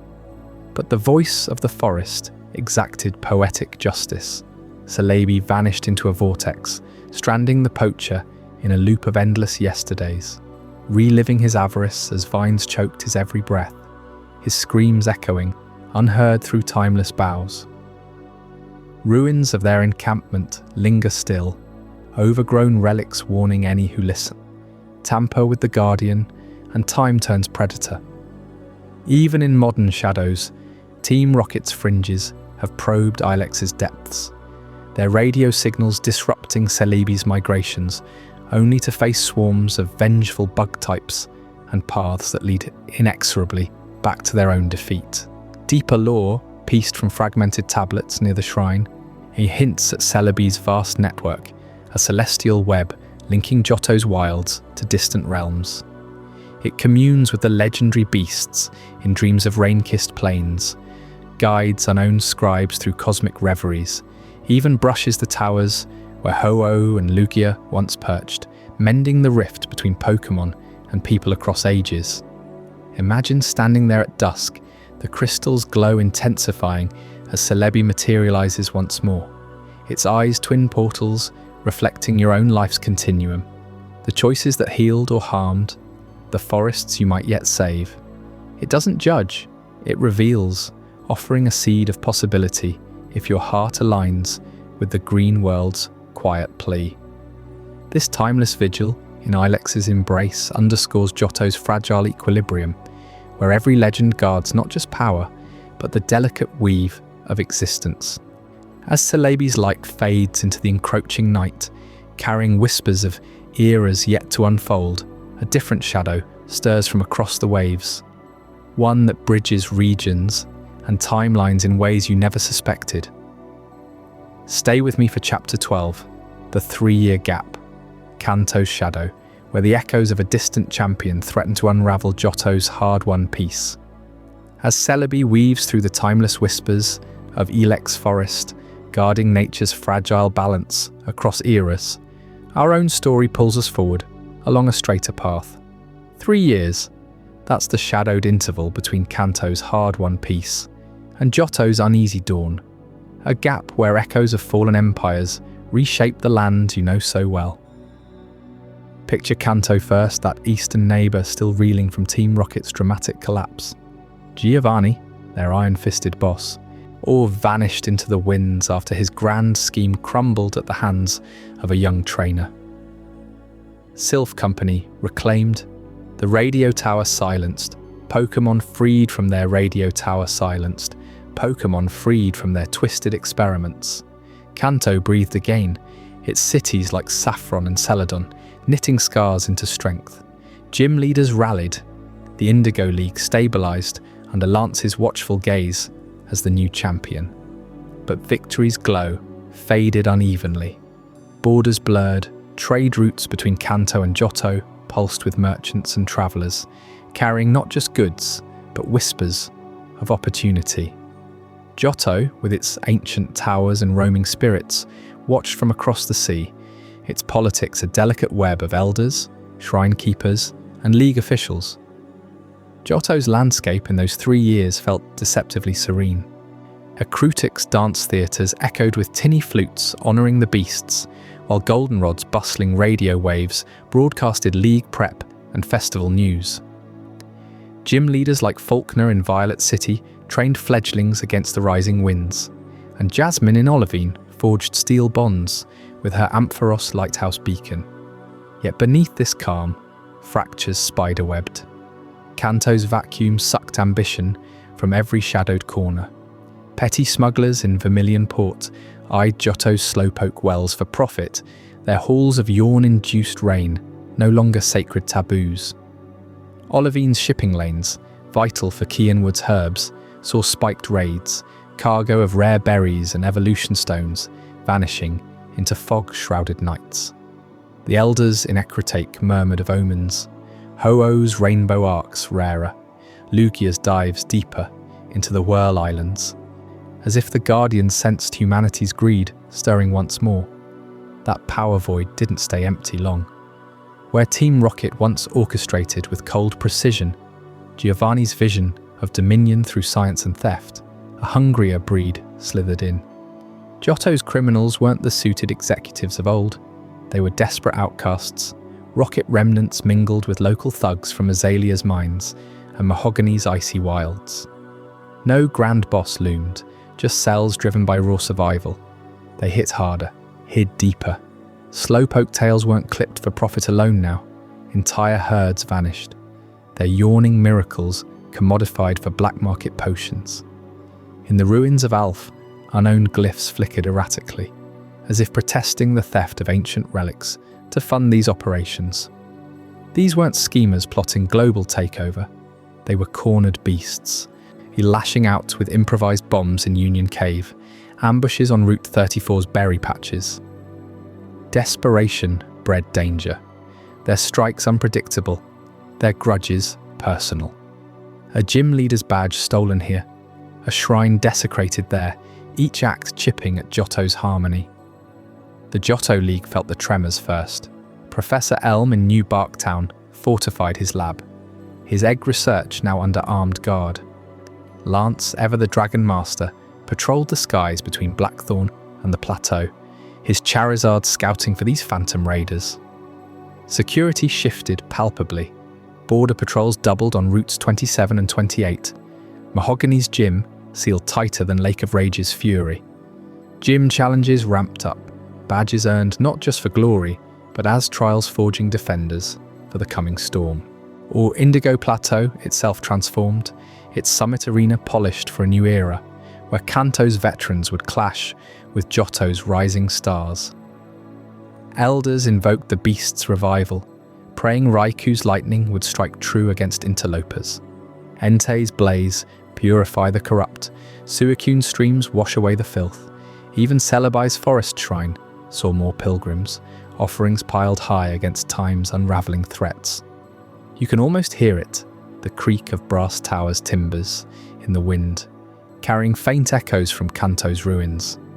Johto wasn't just recovering, it was hardening, its people and Pokémon bracing for shadows that refused to stay buried. Markets in Goldenrod buzzed with rumours of regrouping forces, radio signals jammed sporadically from hidden transmitters.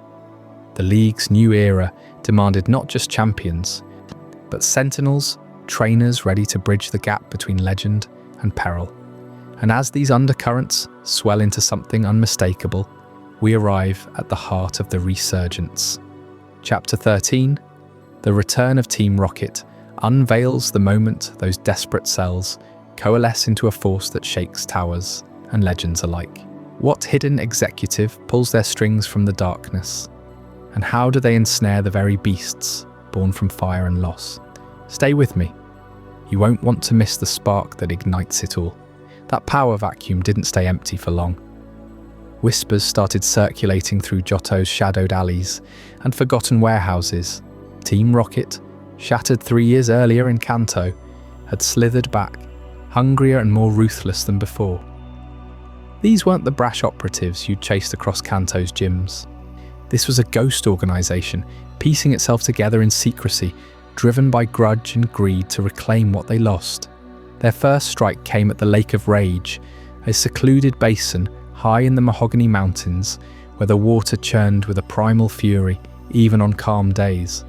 Picture the mist rolling off the surface at dusk, thick enough to swallow sound, the air heavy with the metallic tang of minerals and the distant rumble of waterfalls. Team Rocket grunts, cloaked in their signature black uniforms, infiltrated under cover of night, hauling generators and antennae that hummed with unnatural energy. They weren't there for the Magikarp that schooled in those depths. No, they targeted the evolutionary potential locked within every one of them. You see, the lake had always been a hotspot for sudden evolutions, a natural anomaly where stress from the raging currents pushed Magikarp beyond their limits. But Team Rocket weaponized it. They planted transmitters along the shore, pulsing radio waves tuned to a frequency that hijacked the Pokémon's cellular structure. The signals drilled into the water like invisible needles, forcing dormant genes to ignite. Magikarp thrashed in agony, their bodies elongating, scales hardening into armor, fins exploding into savage wings. Dozens evolved at once, a frenzy of blue-scaled fury that turned the lake into a battlefield of whipping tails and gnashing jaws. At the heart of it all rose the red Gyarados, a shiny aberration, its crimson hide gleaming like fresh blood under the moonlight. This wasn't some random mutation. The intensified waves amplified a rare genetic quirk, birthing a beast of legend right there in the shallows. Its roar split the night, a guttural bellow that echoed off the mountains, sending birds fleeing and trainers scrambling from nearby camps. The grunts watched in awe, their leader's voice crackling over comms. This was proof their tech worked, a force legend they could control, harvest, sell to the highest bidder. But that roar drew eyes. Your eyes if you were the young trainer stumbling upon the scene. Rod in hand, heart pounding, as the massive serpent reared from the depths. The Lake of Rage was just the testing ground. Team Rocket's true ambition pulsed through those same radio waves, a symphony of control aimed at Johto's ancient skies. Their engineers had cracked the code, frequencies that didn't just evolve, they commanded. From a hidden base beneath Mahogany Town, they broadcast signals designed to lure the legendary birds back to the twin towers of Ecruteak. Articuno, Zapdos, Moltres, the Kanto titans that once soared freely, were the prize.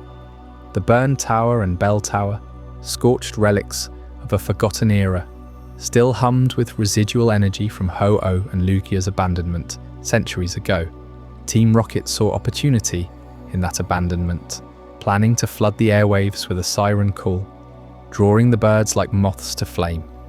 Imagine the towers at dawn, their charred spires piercing the fog as the first test signals went live. Static crackled across Johto's radios, warping broadcasts into eerie whistles that set wild Pokémon on edge. The birds, restless wanderers of storm and fire, would feel the pull, a synthetic mimicry of their old perch's call.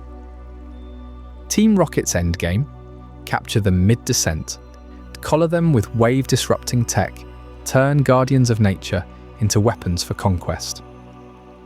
Grunts stationed at the radio tower in Goldenrod prepped the takeover, splicing their signals into the city's main transmitter, ready to blanket the region in domination. But you have to pause here, amid the hum of those machines and the thrill of their plot, and consider what this really meant. These weren't just Pokémon, these were forces of nature woven into Johto's soul. The Lake of Rage, sacred in its wild chaos, became a laboratory for hubris. Forcing a red Gyarados to rise wasn't evolution, it was violation, twisting a Pokémon's will to accelerate what nature timed perfectly. And the towers, built by hands long turned to dust as homes for divine beings, now baited with man-made lies. What right did these shadows have to interfere with habitats shaped by eons? Lakes that birthed rage-born legends, spires that whispered to the heavens. Think of the red Gyarados coiling in the shallows post-evolution, its eyes wild with confusion, not conquest. Radio waves bypassed consent, flooding neural pathways, sparking changes that left scars on body and spirit. Ethical lines blurred into oblivion. Was this progress or desecration? Johto's people had coexisted with these powers for centuries. Cianwood's pharmacy brewing remedies from sea gifts, Azalea's slowpoke calling rain from drought. Team Rocket spat on that harmony, treating legendaries as resources, habitats as hackable code. The forced evolutions rippled outward, destabilizing ecosystems. Gyarados packs terrorized roots, their aggression amplified by lingering signals. Deeper still, the plot exposed a rot in human ambition. Summoning the birds wasn't about balance, it was revenge, a bid to rewrite the tower's abandonment. Ho-Oh fled human greed once, now echoes of that greed aim to chain its distant kin. You, wandering trainer, dismantling their generators one by one, felt the weight, each silenced wave a step back from the brink. A reminder that some forces demand reverence, not remotes. As Team Rocket's grip tightened on the radio tower, their signals peaking toward catastrophe, a new thread emerged from Ecruteak's mist-shrouded streets. Whispers of guardians, in silken robes, dancers whose steps could counter the chaos. Up next in Chapter 14, the Kimono Girls, keepers of the dance, will uncover how these enigmatic figures, bound to the beasts themselves, might hold the key to silencing the waves for good. What ancient rite could they unleash amid the tower's storm? I hope you're as amazed by this as I am. If you want to stay updated on more content like this, make sure to subscribe and join our community of curious minds. Trust me, what's coming next will challenge everything you thought you knew. Team Rocket's radio waves may have twisted the airwaves in a desperate bid to drag the legendary birds back to those forsaken towers, but in the shadowed heart of Ecruteak City, a far older power has always held the true key to awakening Johto's divine guardians. Deep within the dance theatre, where silk kimonos whisper against polished wooden floors and the scent of cherry blossoms lingers like a forgotten prayer, reside the Kimono Girls. These aren't mere performers gracing festivals with graceful spins. They are the last unbroken chain in a secret lineage, stretching back centuries, hand-picked daughters of Ecruteak's most devoted families, trained from childhood in dances that echo the wing beats of gods. Their ancestors first emerged in the era when the Bell Tower and Burn Tower stood as twin sentinels over the city, symbols of harmony between humans and Pokémon. Legend whispers that these early dancers were priestesses, chosen not by blood alone, but by a trial of spirit, women who could feel the pulse of the land's legends in their veins. They became known as the Callers of the Legends, sworn to summon Ho-Oh and Lugia only when the balance teetered on the brink of ruin. For generations, they've guarded this role in secrecy, passing kimonos and knowledge from mother to daughter, aunt to niece, their identities veiled even from Ecruteak's elders. Picture the theatre at dusk, lanterns flickering like captured fireflies.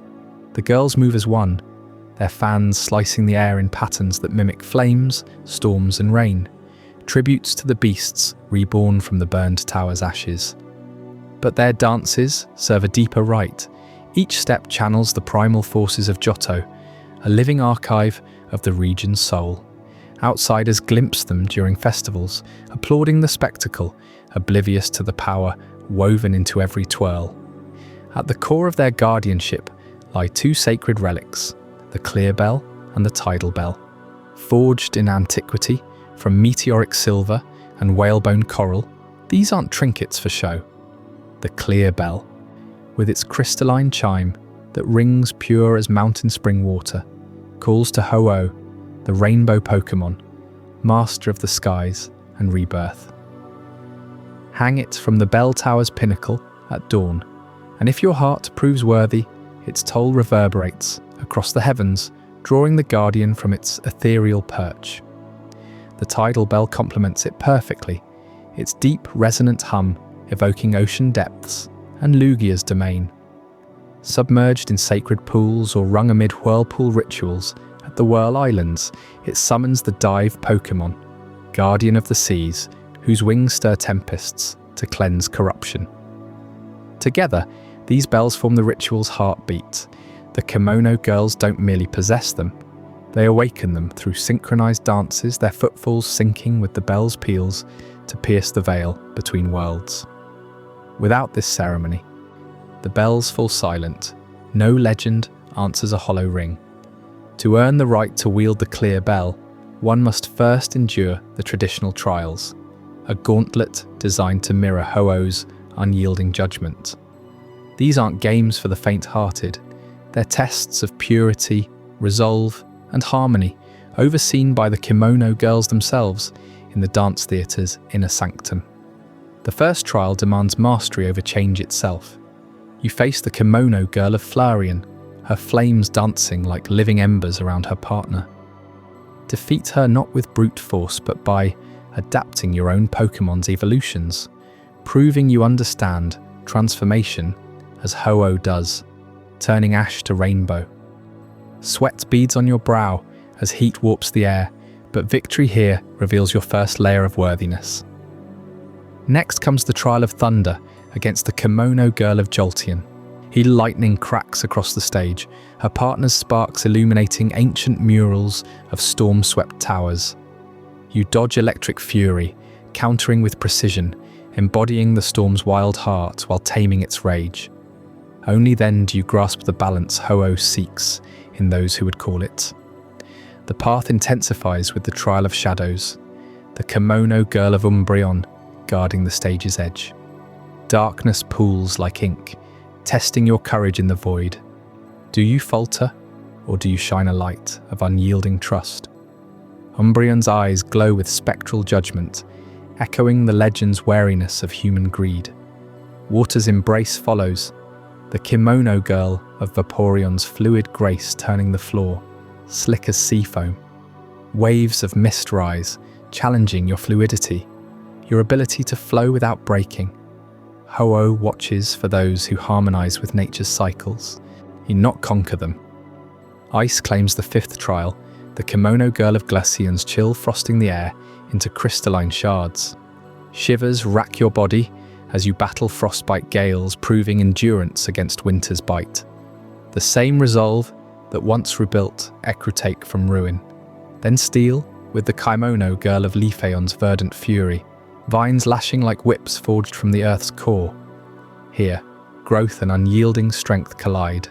You must nurture victory without destruction, mirroring Ho-Oh's sacred fire that purifies rather than consumes.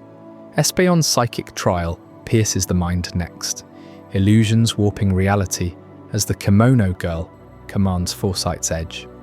Thoughts scatter like leaves in wind. Only clarity of purpose prevails, attuning your spirit to the legend's ancient wisdom. The final trial crowns it all, the kimono girl of Espeon no. Dewait, the crescendo against the lead dancer herself, often with Sylveon in modern tellings, but rooted in Eve's ultimate forms. Her ribbon dances bind the air, testing unbreakable bonds between trainer and Pokémon. Survive this, and the clear bell is yours, placed in your hands amid a chorus of chimes, the girls bowing as one. These trials aren't arbitrary, they're echoes of Ho-Oh's own essence. The rainbow Pokémon demands proof of a heart, untainted by the greed that drove the beasts away centuries ago. Only then will it descend, wings unfurling in a blaze of 7 colours, blessing the worthy with its eternal flame. The kimono girls watch from afar as you ascend the bell tower, their dances fading into memory. But their vigilance never wanes. They've turned away pretenders, silenced bells silenced by impure hands, in preserving the ritual for Johto's true saviours. And when the clear bell tolls true, Ho-Oh answers, not as a prize, but as a fleeting affirmation that harmony endures. Yet even this pinnacle of trials pales before the shadow looming on Johto's northern edge. In our next chapter, Mount Silver, the final frontier, we'll confront the mountain that devours challengers whole, hiding a solitude etched in ice and legend that redefines everything you've earned. What silent titan broods there, waiting to test the unbreakable? With the clear bell's chime still echoing through the tin tower, and the tidal bell's waves lapping at the burned tower's base, the guardians of Johto, Ho-Oh and Lugia, return to their ancient perches, their wings casting shadows that stretch across Ecruteak's rooftops. But even as these divine birds reclaim their thrones, a greater trial calls from the north, one that no ritual can summon, no dance can invoke. Mount Silver looms eternal, the jagged spine that cleaves Johto from Kanto, a forbidden colossus whispered about in every trainer's campfire tale. This mountain isn't just rock and ice, it's a verdict. For centuries, it stood as the unbreakable divide between the two regions, its peaks piercing clouds so thick they swallow sunlight whole. Legends say the first settlers of Johto gazed upon it from the Goldenrod Plains and turned away, dubbing it the Silver Mount because its crags gleam like polished steel under moonlight, unyielding and cold. Folklore from both sides paints it as cursed ground, where avalanches bury the unworthy and blizzards howl with the voices of lost souls. Kanto's elders warn their children of shadowy figures scaling its slopes, vanishing into mist-shrouded caves that twist like labyrinths. Johto's shamans, those same lineages tied to the kimono girls, speak of it as the final breath, a place where the world's pulse slows to a whisper, testing if humanity still deserves the bond with Pokémon that Ho-Oh and Lugia once fled. Climb it in your mind's eye and feel the air thin, each breath a laboured pull against lungs burning from altitudes that mock the lowlands. The paths are treacherous veins of ice-glazed granite, flanked by sheer drops into fog-filled voids. No towns cling to its flanks, no Pokémon centres, no bustling routes like those winding through Olivine or Azalea. It's raw, primal wilderness, where blizzards rage without mercy, whipping snow into blades that carve flesh and stone alike. Yet this isolation draws them. The strongest trainers, it ghosts in the gale, seeking solitude to hone skills beyond badges or Elite Four glory.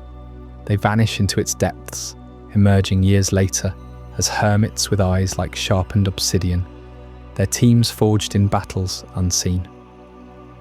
And the Pokémon? They don't just survive here, they rule. Elusive spectres prowl the heights, Larvitar shedding rocky husks in hidden crevices, evolving into unstoppable Tyranitar that quake the earth with every step. Delibirds scuttle across icy ledges, their pouches brimming with forgotten treasures from climbers who never returned. But deeper still, in caverns echoing with drips of melting glaciers, you'll find the true enigmas. Magnezone humming with electric fury, electrifying the damp walls. Alakazam teleporting through psychic veils, their spoons bending light itself. These aren't the roaming beasts of Johto's plains or the guardians of its towers. They're the apex wanderers, drawn by the mountain's magnetic pull, a nexus of raw power where Johto's elemental legends, Raikou's lightning, Entei's blaze, Suicune's purity, once thundered before scattering to the winds. Why do they gravitate here, you wonder? It's the purity of the challenge. Mount Silver strips away the comforts of civilization, the gym leader's structured trials, the predictable rhythms of roots and rivalries. Here, strength is survival. A Snorlax blocks no path. It's feasted on avalanches of snowberries and slumbers in caves vast enough to echo your heartbeat.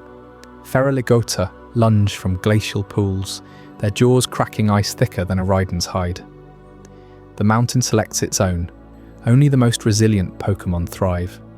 Their levels push to pinnacles that dwarf the Pokémon League's finest. Trainers who summit speak of packs of Houndoom prowling lava veins, their flames defying the eternal freeze, of Aerodactyl shrieking from cliff faces, fossils reborn in winds that mimic ancient skies. 3 years have passed since Kanto's shadows lifted, since a boy from Pallet Town, Red, toppled Team Rocket and claimed the championship. Johto's timeline unfolds in that fragile piece with you, the new wanderer from New Barktown, chasing badges across its seas and forests. You've quelled the rocket resurgence at the Lake of Rage, silenced their radio waves aimed at the towers, rung the bells to call back the beasts. 8 badges gleam on your case, the Elite Four yield, Indigo Plateau conquered. Yet the League computer flashes one final name: Red. Not on any roster, or not in any Hall of Fame, he waits atop Mount Silver, the pinnacle none dare approach. This is the symbolic heart of it all, the confrontation that echoes through Johto's soul. Red, the silent legend, the boy who walked Kanto's paths before Johto even stirred. He retreated here after his victory, not in defeat, but transcendence, eschewing crowds for the mountain's forge. His team? Legends whisper of a Pikachu scarred by 100 battles, Venusaur coiling roots into permafrost, Charizard's wings melting snow in fiery arcs, Blastoise's cannons thundering like rock slides, Snorlax an immovable titan, and Espeon weaving psychic storms through the blizzards. No words pass his lips, his gaze alone issues the challenge. You, the hero of this era, Ethan, Chris, Lyra, stand as the bridge between eras. Defeating him doesn't topple a tyrant or summon a god. It affirms the cycle, the past yields to the future. The lone prodigy bows to the one who restored harmony Ho-Oh craved. Picture the ascent's crescendo. Hail pelts your jacket as you push past the cave's maw, flashlight beam fracturing on crystal walls veined with fossils. Footprints vanish under fresh powder, but ahead, a silhouette against the storm. Red, hood drawn, 6 Pokeballs at his belt. The battle erupts in whiteout fury. Thunder cracks, flames roar, geysers erupt from fissures. Victory seals with your final command, Pikachu's thunderbolt, fading into silence. Red nods, turns, vanishes into the peak's embrace, a legend passing the torch. But Mount Silver guards deeper secrets, rifts where myths bleed into reality. Whispers from its core hint at convergences beyond Johto's beasts. Places where timelines tangle and creations unborn stir. As you descend, the wind carries echoes of Synjo ruins, a convergence of myth that awaits in Chapter 16, drawing you toward halls where Ho-Oh's feathers meet Lugia's pearls in ways that rewrite everything you've known. As the jagged silhouettes of Mount Silver fade into the mist behind you, the earth itself begins to hum with a rhythm older than the mountains. Tucked away in Johto's northern wilds, beyond the reach of even the most daring climbers, lie the Synjo ruins, a forgotten chamber where the threads of creation weave across regions, pulling Johto's ancient guardians into the grand tapestry of Sinnoh's genesis. These ruins aren't marked on any sailor's chart or explorer's map. They slumber beneath layers of stone and legend, accessible only through whispers of the divine. Carved into the bedrock near the ruins of the burned tower, their walls bear inscriptions in a script that defies time, etched by hands that knew the pulse of the world's birth. Here, Johto reveals its true role. Not just a land of towers and beasts, but the hidden crossroads where myths from distant horizons collide.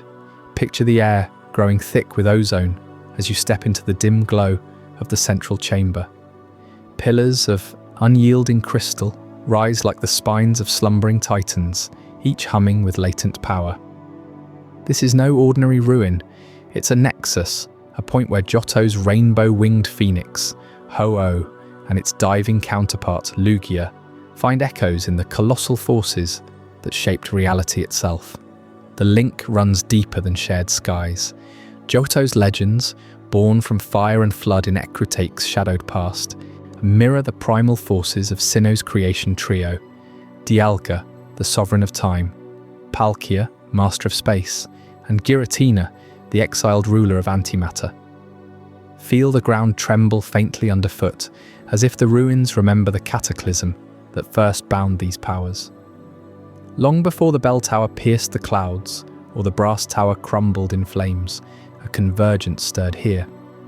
Johto's towers weren't built in isolation. They stand as beacons, calling to the Alph who birthed all, Arceus, the original one from Sinnoh's highlands.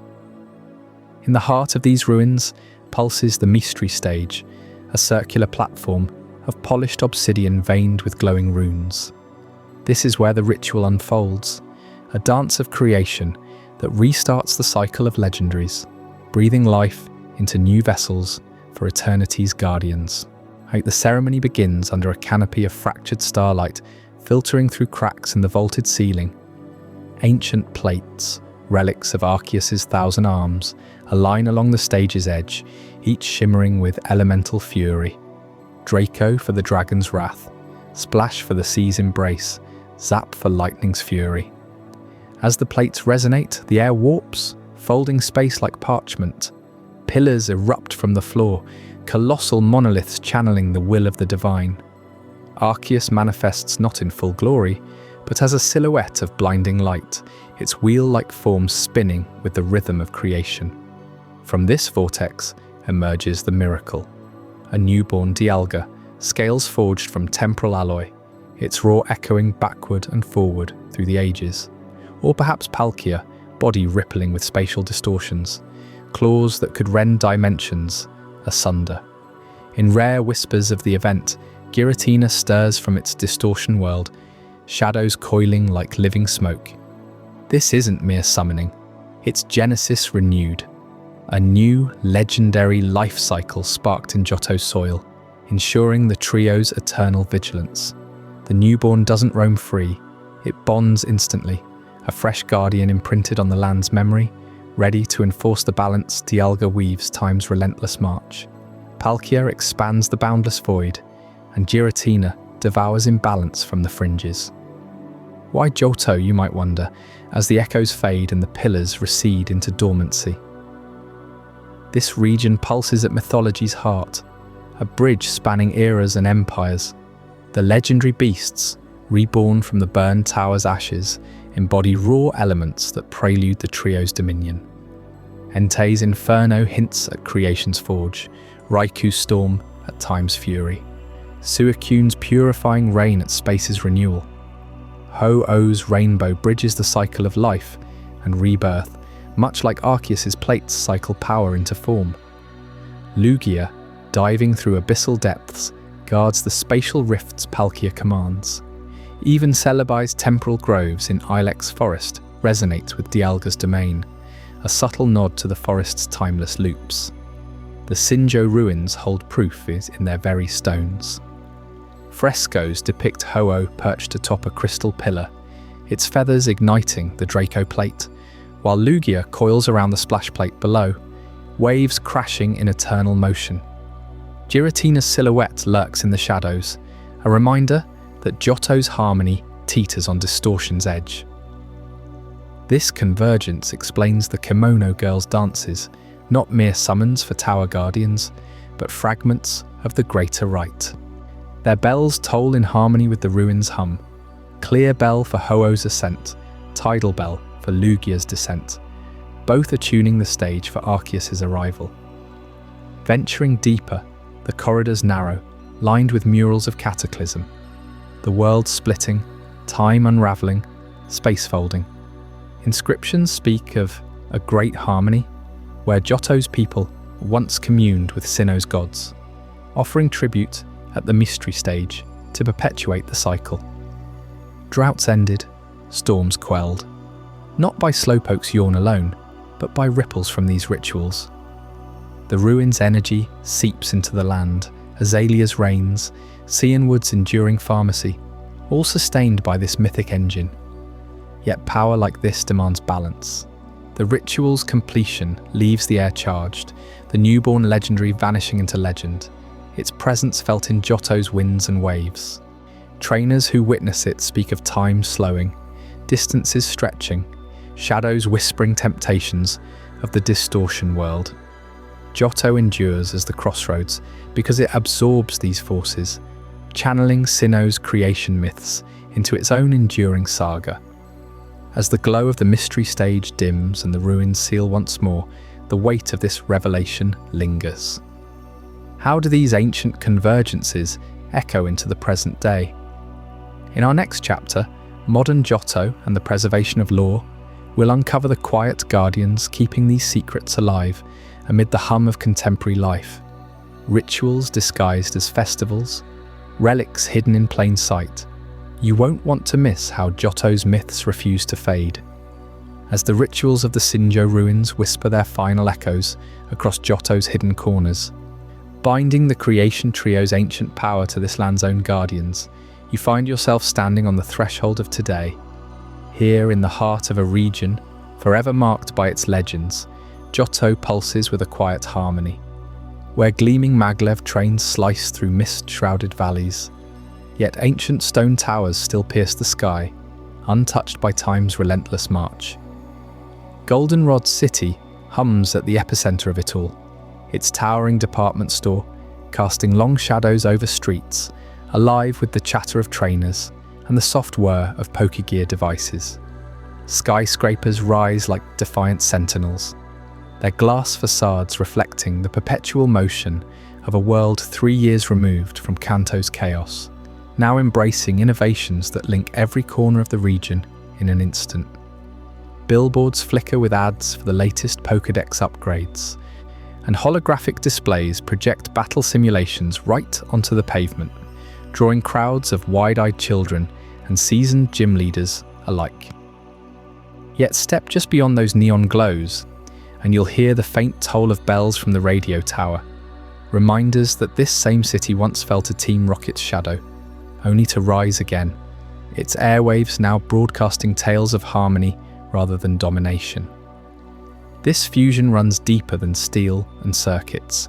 In Olivine City, the lighthouse beacon, guarding the seas where Lugia once slumbered, now doubles as a solar-powered array, harnessing the sun's rays to power the port's automated cranes. Fishermen dock their high-tech vessels, nets brimming with Corsola and Krabby, while sharing stories of the diving guardian, who still surfaces on moonless nights, its massive wings parting the waves like a living tide. Johto doesn't erase its past for progress, it weaves it in. The very Pokeballs you carry trace their lineage to apricorns harvested from sacred groves, their capsules etched with runes that echo the kimono girls' dances from Ecruteak. Venture into the countryside, and the balance sharpens into focus. Azalea Town's wells still flow, with water drawn from the earth 400 years ago, when a single slowpoke's yawn shattered a merciless drought, filling the air with the scent of petrichor and salvation. That lazy guardian lounges today on the town's shrine platform, its tail glowing faintly as locals offer it. Oran berries, a ritual unbroken amid the hum of nearby Ilex Forest's automated bug-catching contests. Nearby, Cianwood's pharmacy stands as the world's oldest, its wooden counters scarred by 500 years of brewing secret potions from herbs gathered under starry skies. Healers here blend modern synthesizers with age-old recipes, curing ailments that once drove pilgrims across raging seas, proving that Johto's advancement isn't conquest, but stewardship. And nowhere is this reverence more alive than in the tall grass that blankets the plains.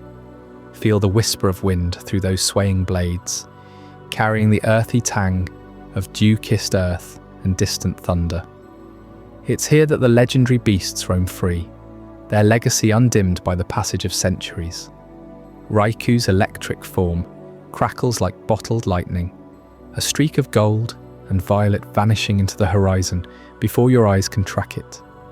Entei bounds with volcanic fury, its mane flickering like embers in the dusk, leaving scorched trails that bloom anew with resilient wildflowers. Suicune glides ethereal, its crystalline mane refracting rainbows across the fields, purifying streams fouled by urban runoff with a mere breath. Born from the ashes of the burned tower's tragedy in Ecruteak, these three were once harbingers of terror, witnesses fleeing into the night, their roars shaking villages and igniting superstitions. Hearts raced at their approach, tales spreading of beasts that embodied raw calamity, lightning to rend the sky, fire to devour forests, rain to flood the lowlands. But time, that gentle alchemist, has softened the fear into awe.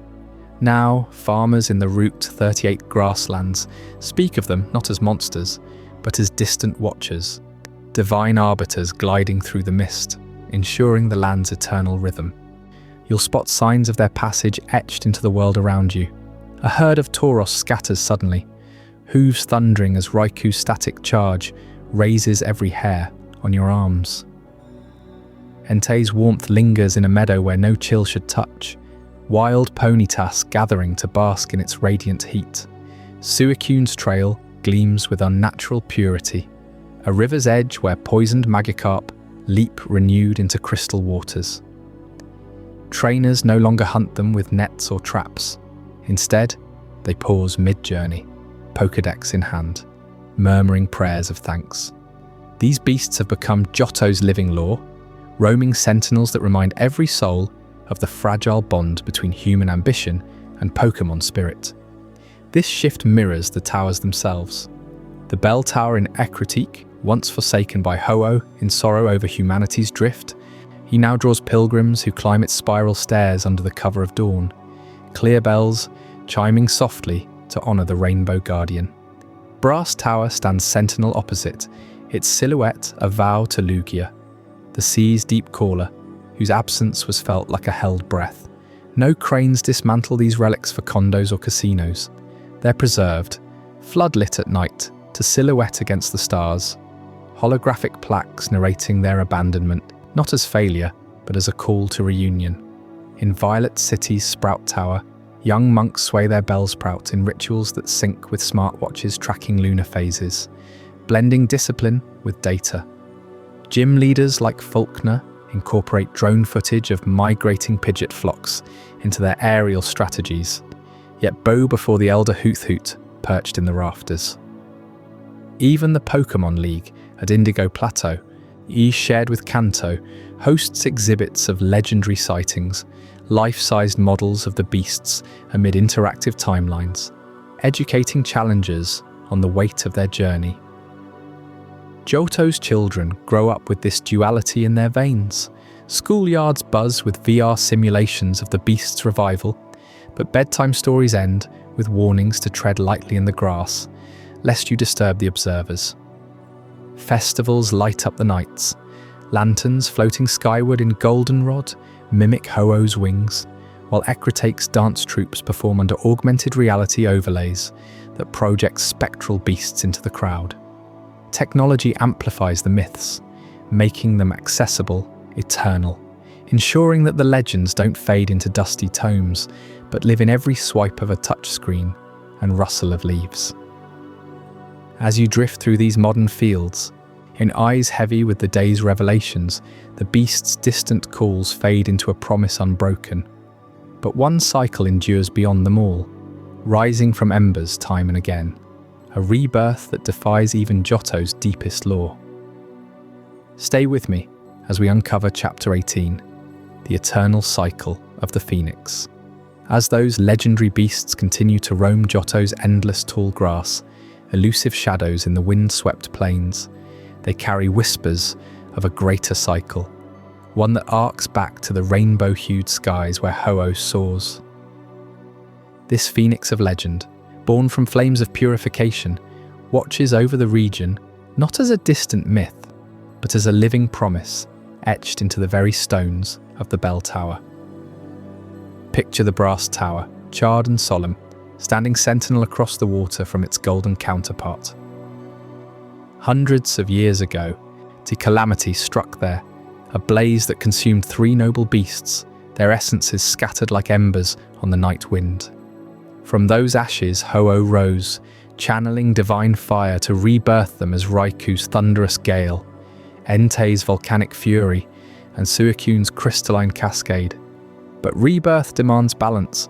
For every flame that reignites, a shadow lingers, a reminder that harmony is fragile.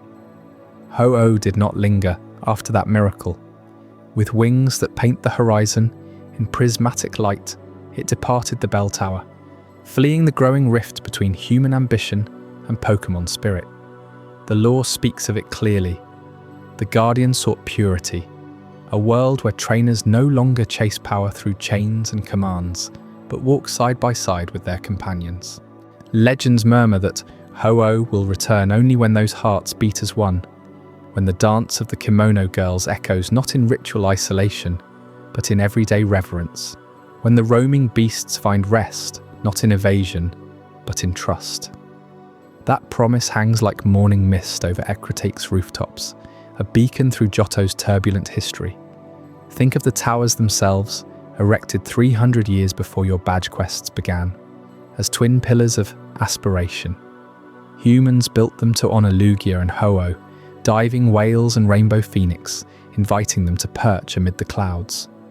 Yet hubris crept in, the same shadow that drew Team Rocket to the Lake of Rage, forcing evolutions with radio waves, or whispering in the Synjo ruins, where creation's trio nearly birthed unchecked chaos. Each trial tests the cycle: destruction, reflection, renewal. Johto's tales thrive on this rhythm of redemption. The slowpoke of Azalea Town, yawning away a 400-year drought, teaches patience over plunder. Cianwood's pharmacy, the world's oldest at 5 centuries strong, brews elixirs from sea-swept herbs, blending human craft with Pokémon gifts. Even Mount Silver, that jagged divide between regions, guards Red's silent vigil, a champion who speaks through battles won in solitude, urging us to climb, not for glory, but for self-mastery. These aren't mere backstories. They're parables woven into the land's breath, the rustle of grass, the distant cry of a roaming Entei. What pulls us back, night after night, to these legends? It's their raw pulse of rebirth. Unlike the explosive origins of other regions, where primordials shatter worlds, or titans forge time itself, Johto whispers of second chances. The beasts revived from tragedy don't conquer. They wander, testing the worthy. Ho-Oh doesn't demand worship. It waits, patient as the aurora it trails. Lugia dives not to destroy, but to still tempests born of discord. This is redemption, etched in feathers and flame. Humans falter, Pokémon endure, and together they rise. Feel the weight of that in the quiet hours. As you drift through Goldenrod's neon hum or Olivine's salty docks, the legends remind you. Respect isn't a badge earned once, but a flame tended daily. The beast's paws press prints into eternal grass. Suicune's stream purifies poisoned waters, and high above, Ho-Oh circles, its cry a symphony of hope deferred. When will the hearts unite? Perhaps in your own journey, as you befriend a starter under Professor Elm's watchful eye, or scale the plateau to face shadows of your past self. Johto's lore stands tallest in the franchise's pantheon, because it dares to spiritualize the bond. Other regions mythologize gods and cataclysms, Arceus weaving reality from nothingness, Kyogre and Gruden clashing continents, but Johto humanizes the divine. Here, legends aren't aloof creators, they're mirrors. Ho-Oh reflects our capacity for renewal, urging us beyond exploitation toward empathy. The beasts embody nature's untamed poetry, forever roaming until we prove worthy of their paws. Lugia guards the seas not with wrath, but with a mother's hush. This spiritual depth resonates because it mirrors the soul's quiet ache. To heal divides, to rebirth what we've scorched. In the end, as the phoenix's cycle turns, Johto leaves you with this eternal truth. The legends never truly leave. They wait in the grass, the towers, the horizon's glow, ready for the day when a single pure heart calls them home. Rest now, knowing their promise endures, a rainbow thread binding human and Pokémon across the ages. What did you think of this journey? I'd love to hear your thoughts in the comments below. If this changed your perspective or taught you something new, consider subscribing for more mind-expanding content.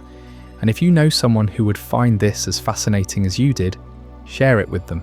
These are the kind of conversations that matter.